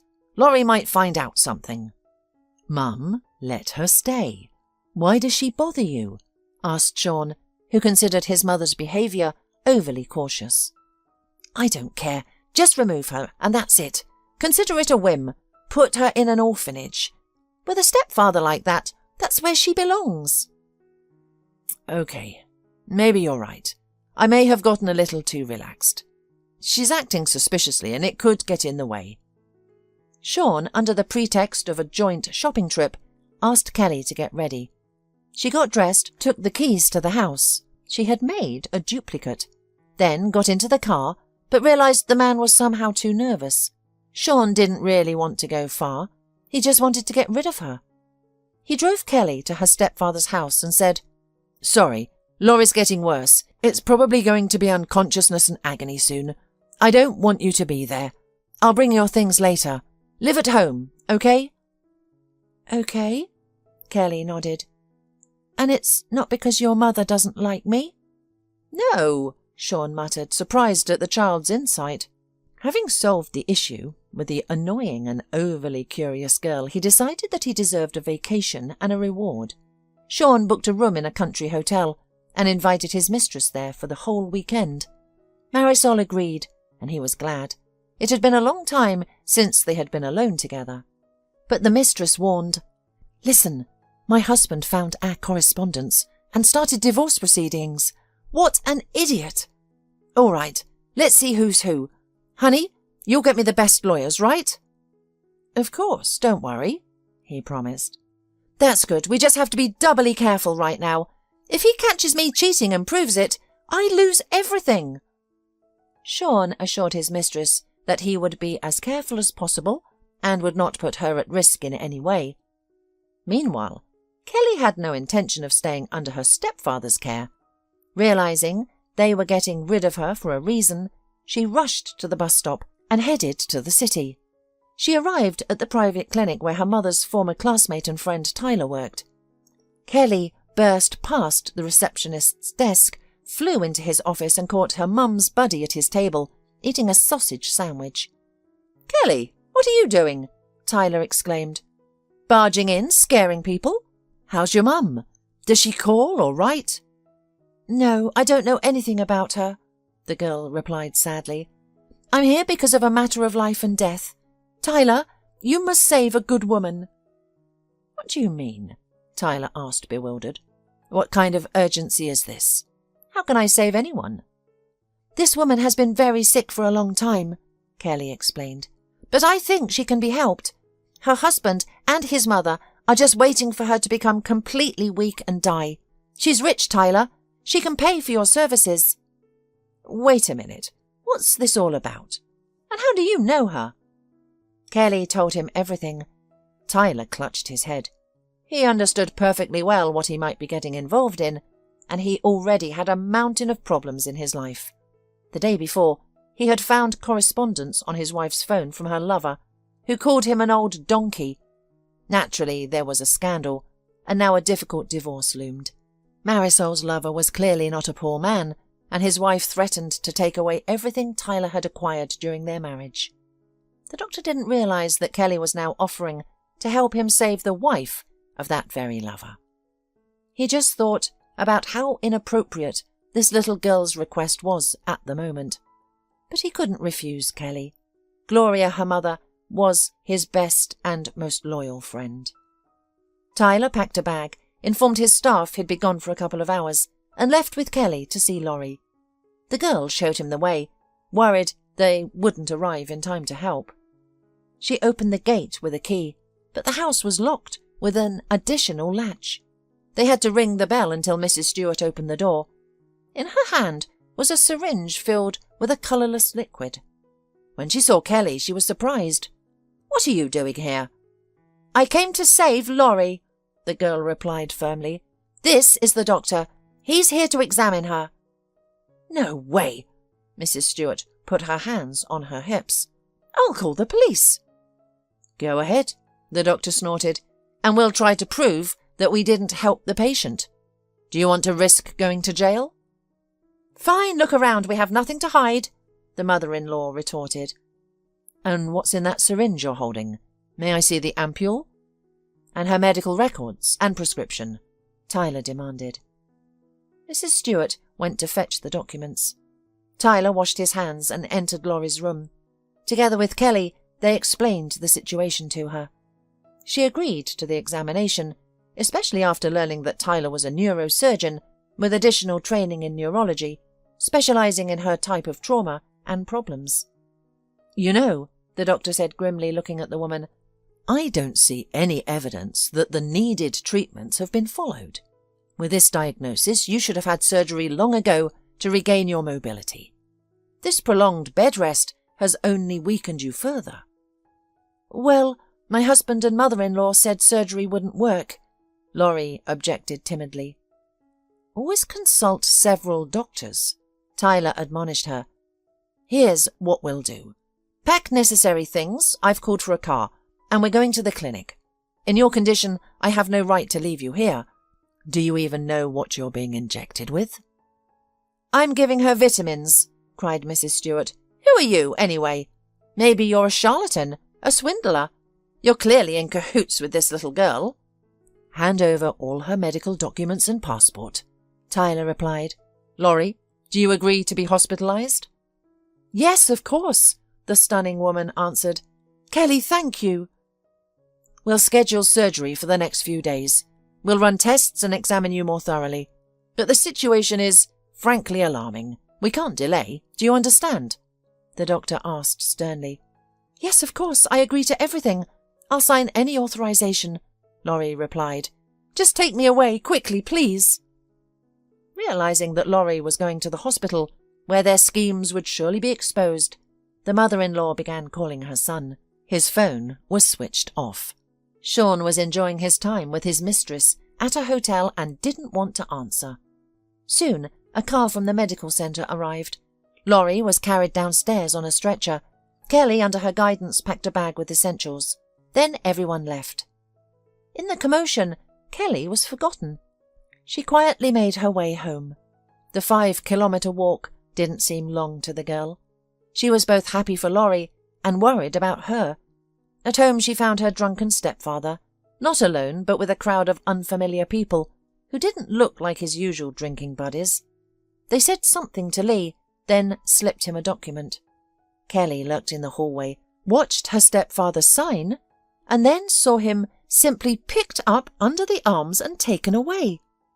The girl managed to hide. She spent the next days alone in an empty house. Her stepfather did not return. During this time, Mrs. Stewart tried unsuccessfully to warn her son that they were in trouble. She called so insistently that the phone ran out of power almost instantly. Finally, on Monday, the son came home. Mrs. Stewart rushed to him with the news. "Sean, we have a big problem. It's all the girl's fault, I told you. She brought some neurosurgeon, and I was just about to give her a shot. Anyway, they've taken Laurie away. They're going to operate." "Wait, what are you talking about?" Her son yanked her away. "What do you mean, taken away? Where were you?" "Well, Sean, she gave her consent to be hospitalized in a paid clinic, and I wrote down the name." Sean looked at the piece of paper his mother was holding out and grinned. This particular clinic was headed by his mistress's husband. The case might be easier than it seemed. "Okay, Mum, take your time," he said. "Maybe I can still influence this doctor." He immediately dialed Marisol's number. She lazily picked up the phone after the 10th ring. "Sean, have you missed me already?" "No," he answered rudely. "I'm calling on business. Look, my wife is now in your husband's clinic. I need him to refuse to operate on her." "And what do you want from me?" Marisol was indignant. "Breaking into his operating room? Rip the scalpel out of his hands?" "Well, no, not that radically. I don't know. Offer him money. Promise him something. I don't limit the expenses. It's a matter of our well-being." "All right, I'll try," Marisol promised. In the evening she waited until Tyler returned from work. She came out to him in a short robe, smiling sweetly, and asked, "Tired, honey? There must be a lot of work." "What do you care?" the man replied rudely. "How long have you been interested in my work?" "Well, it's not only me who cares about it," Marisol replied. "There's an opportunity to make money, simply by refusing to operate on one woman." "Who?" Tyler asked. "Wasn't it a new patient brought from some closed country village?" "Yes, Her, Laurie Murray, to be clear. It's enough to deny her the operation, and you can keep your property and part with me quietly. Do you want that easy outcome? Actually, honey, I took a doctor's oath. Tyler was indignant. Come on, honest ones don't become head doctors of clinics, darling. Marisol laughed. Okay, I'll tell Sean that it didn't work out. How interesting. It is a coincidence that Sean is the name of your lover? Tyler was indignant. Are you idiotic enough to ask me for something like that? Marisol snorted and left. Tyler packed a bag and left. It wasn't the first time he'd spent the night at work, and for some reason he didn't want to leave the patient alone, the one who so insistently wanted to destroy those closest to her. The next day, the tests were ready, and Laurie was given a few IV drips. She felt much more awake, there was no fog in her head, and her appetite returned. This only strengthened Tyler's opinion that she had been injected with more than just harmless vitamins. He didn't hesitate and scheduled the operation for the next day. In Laurie's case, time had already been criminally wasted. In the morning, she was prepared and transported to the operating room. Tyler and his team performed a complex operation on her spine, removing herniated discs, pressing on the nerve endings. But it became clear later that another intervention would be necessary. The trauma and improper treatment had severely damaged her spine. Titanium elements would have to be implanted so that Laurie could walk normally again. She was to spend a few more days in an induced coma for more effective recovery. During this period, Tyler forbade any visits. Only he and a limited number of trusted personnel could enter the patient's room. The doctor realized that in such a state she was particularly vulnerable, and Laurie could be in real danger. Having finished his work at the clinic, he still couldn't push away thoughts of Kelly, who hadn't given any sign of herself. Tyler decided to go to her house. In an empty apartment with an open door, he barely found the girl. She was sleeping on her mother's coat in the closet. From a document left on the table, it became clear that her father had signed over the apartment to some people to repay debts. Tyler woke Kelly and took her with him. They gathered the girl's documents and the most necessary things. "You see," he said, "I'm homeless myself now, so I'll have to live in the clinic. Are you okay with that?" "No problem at all. I lived like that with my mum too, until she got in touch with Lee." Kelly smiled. "I like hospitals. They're quiet and clean. Can you get in touch with Mum?" "Yes, we'll write to her. Try to call her, so she won't worry." Tyler took Kelly with him and they settled in the large reception room of his office. There was a sofa where the child could sleep comfortably. On the way, they bought blankets and pillows. They also brought bedding. Tyler made a bed for himself on the couch in the study. He postponed calling Gloria, Kelly's mother, who was in the colony, until tomorrow. He had to figure out how to do it first. Meanwhile, Gloria was on her way home, unexpected to anyone. In general, she sincerely considered her release a miracle. There had been no chance of getting justice at the trial. She had been framed very competently and quickly. Gloria couldn't even do anything. She hoped that Lee would at least not abandon Kelly, but she wouldn't count on him seriously. When she was transferred to the colony, life became easier. The head of the penitentiary had a daughter, Nancy, the same age as Gloria's Kelly. The woman grew sincerely attached to the little girl, who was loved by everyone. Nancy's father raised her alone, as her mother had died during childbirth. He doted on his daughter, who often played near his office. The colony had medical care, but it was merely nominal. The elderly paramedic looked as if he had been born in the century before last. His medical arsenal consisted solely of aspirin. Word spread that Gloria had been a great doctor before her incarceration, and soon people sought her help. One day, while working in the uniform sewing shop, the frightened head of the colony burst in, screaming. Unable to speak, he frantically swiveled his eyes and moaned, managing only to grab Gloria's arm and drag her outside. There on a bench lay little Nancy, in the arms of a pale paramedic. Gloria immediately realized the girl wasn't breathing. She began resuscitation shouting for someone to call an ambulance. After a few chest compressions, it was clear the girl couldn't breathe. Gloria then applied a technique taught by an elderly professor at the hospital. Suddenly Nancy wheezed, coughed, and with a loud sob drew air into her lungs. The head of the colony collapsed into the flower bed at Gloria's feet, sobbing. Gloria held the frightened, wailing Nancy and cried herself. Later, they discovered that Nancy had choked on a sandwich she had eaten while running. The bread had blocked her airways. If Gloria hadn't acted quickly, even the ambulance might not have arrived in time. A month later, the head of the colony submitted a recommendation for Gloria's early release, which was granted. She was overjoyed, unconcerned about her ruined career. She only wanted to see and hug her daughter. However, arriving at her apartment from the train station, she found the locks changed. Strangers' voices came from behind the door, and they refused to open it. Panicked, Gloria called Tyler. "Tyler, it's me," she blurted out. "Listen, I think I have a problem. I can't get into my home." "Wait, where are you calling from?" he asked, confused. "I'm in town. I got out on parole." Gloria smiled. "Can I come to you?" "I'm living at the clinic myself. Your daughter's with me too," Tyler replied, smiling. "Come over. There's a lot of news." An hour later, Gloria arrived at her friend's place. Kelly clung to her mother's neck, not leaving her side. The girl was terrified her mother might disappear again. That evening, they fell asleep on the same sofa, after Tyler shared all the news with his friend. Though not entirely comforting, there was still hope to overcome their difficulties. The next week passed in a blur. Laurie regained consciousness, but was too weak. But as Laurie recovered and regained consciousness, the pallor of her skin disappeared. She began to gain weight, and her face no longer resembled a skull covered in skin.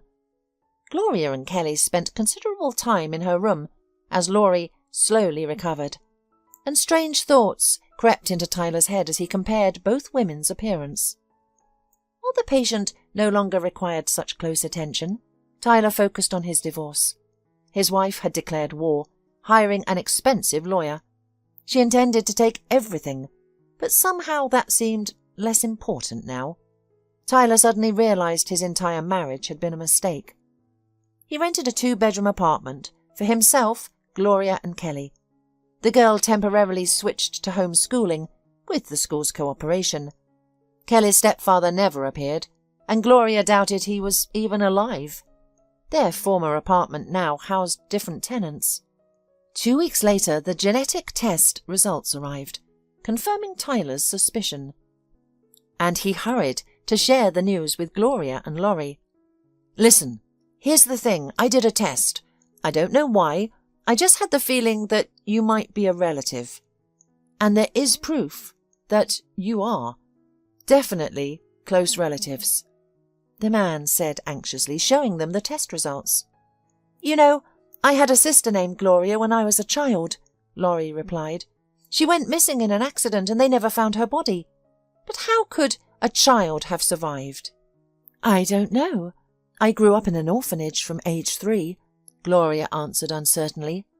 "Maybe they kept my name after seeing it on my clothes or something." "Amazing.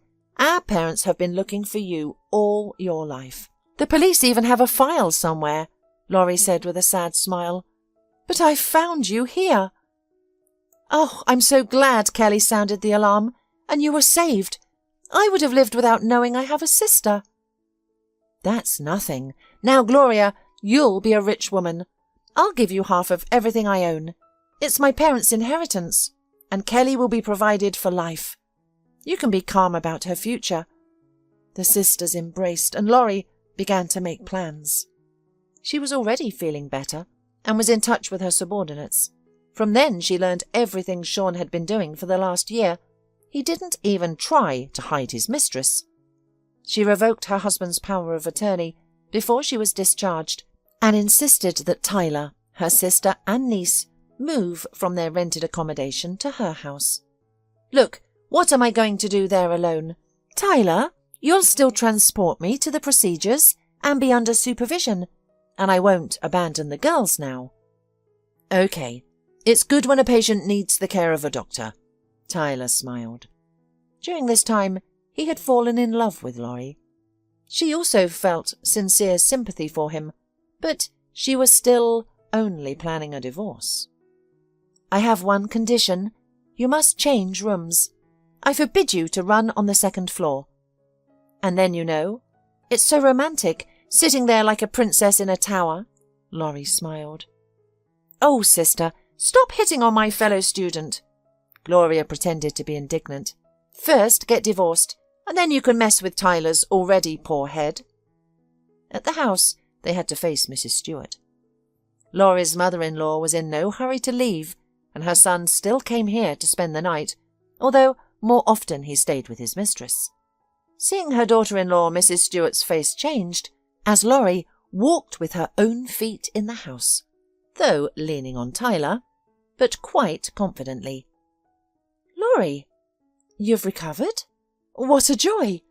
And Sean isn't home, he's busy with your business, her mother-in-law said affectionately. And what are you doing here? Laurie narrowed her eyes. You know what? Get out, or I'll call security from the office right now. How could I? Where will we go? Mrs. Stewart wailed. My son is coming and I'm not here. Call him. Let him come too, Laurie replied angrily. Meanwhile, I'll call the guards and my deputy. We'll talk. Upon learning that his wife had returned, Sean rushed back. He realized the scam was exposed. The bank card confirmed it. When he put it into the ATM, he found the account was blocked. In a rage, Sean drove to the village, dreaming of confronting his wife. But people from their office were already on duty at the gate. Under the gaze of the burly young men, Sean calmed down and silently walked along the path to the house. In the living room, his mother was sobbing, sitting on her suitcases, and in the kitchen was Laurie, serious and focused. Well, hello. You do realize you're out of our marriage with a bang, don't you? Out of the house, too. Please keep in mind we have a contract, honey. She smiled. I'm not crazy enough to throw my father's fortune at the feet of some smarmy guy, am I? Laurie, what did I do? Sean tried to justify himself. Why did you block my card? You were withdrawing money there, weren't you? She grinned. Well, now you'll have to live without it. You wretch! Sean threw his fists at her, but was stopped by the guard's strong arm. And now what? Go to your mistress. Divorce papers will come with the courier. My lawyers will take care of it, Laurie replied indifferently. Also, rejoice that your mum stays free after all she has done to me, according to your plan. Come on, I didn't know anything. She's on her own. Sean tried to change his wife's mind. I've always loved you, and I love you now too. You'll sing that to Marisol. By the way, the jewellery, bought with my money, she'll have to return it. I don't want to upset you, but none of you will live well. I'll take care of that. And the job, a car? Sean asked excitedly. What about them? That's what the audit will show. Laurie smiled. The auditors are working, assessing how much damage you've done to the business. The car, of course, remains with the company. It's a company car. And I'm not going to work with you. Look for a new place, if you don't go to jail. Sean looked at her furiously and realized his life was falling apart. He and his mother were escorted out the door. The car keys were taken away, and he nearly burst with anger as he hailed a cab. When her husband and mother-in-law left, Laurie leaned back on the kitchen sofa and exhaled with difficulty. The conversation wasn't easy for her, but she had her loved ones around her, and that gave her strength. The divorce from Sean took a couple of months. Her ex-husband was left without money, cars, and other benefits. And in the business world, he now had such a reputation that finding a job wasn't worth dreaming about.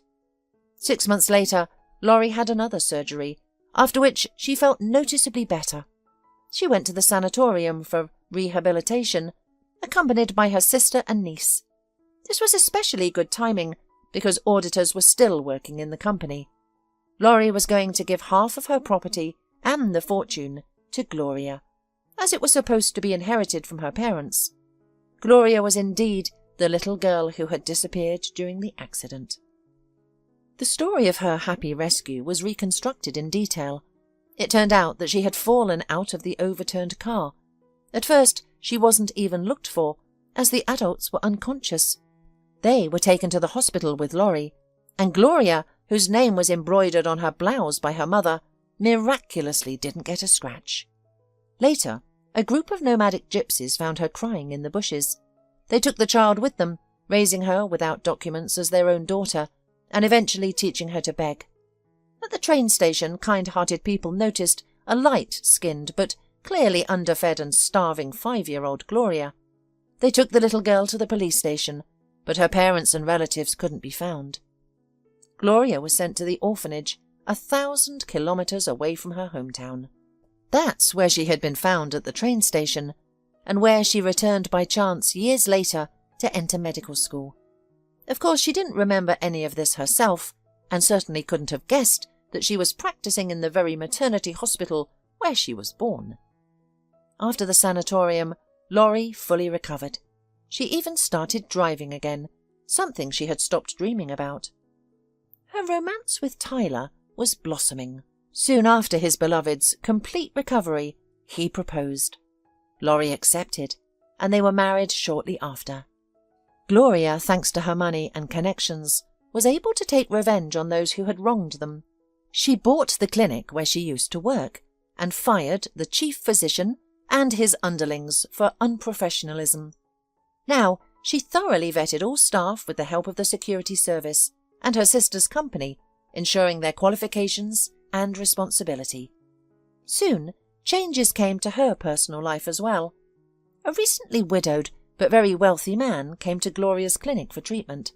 His case was complicated, and he spent a couple of months in the clinic, during which time he grew close to its owner. After his discharge, the former patient proposed to Gloria. She had to divorce her missing husband, who was never found. It took some time, but Gloria's beau made efforts for the sake of his beloved. Regaining her freedom, she married her new husband, who had no children of his own, and happily adopted Kelly. At her sister's wedding, Laurie didn't feel well. The bright, appetizing dishes didn't appeal to her, and the smell of flowers made her dizzy. Watching his wife, Tyler grew worried and anxious, but Laurie quickly dispelled his concerns.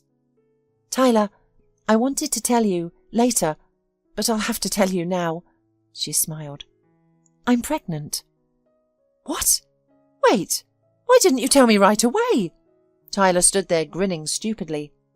"Well, we only took the test yesterday, and then Gloria dragged me straight to her doctor for a checkup.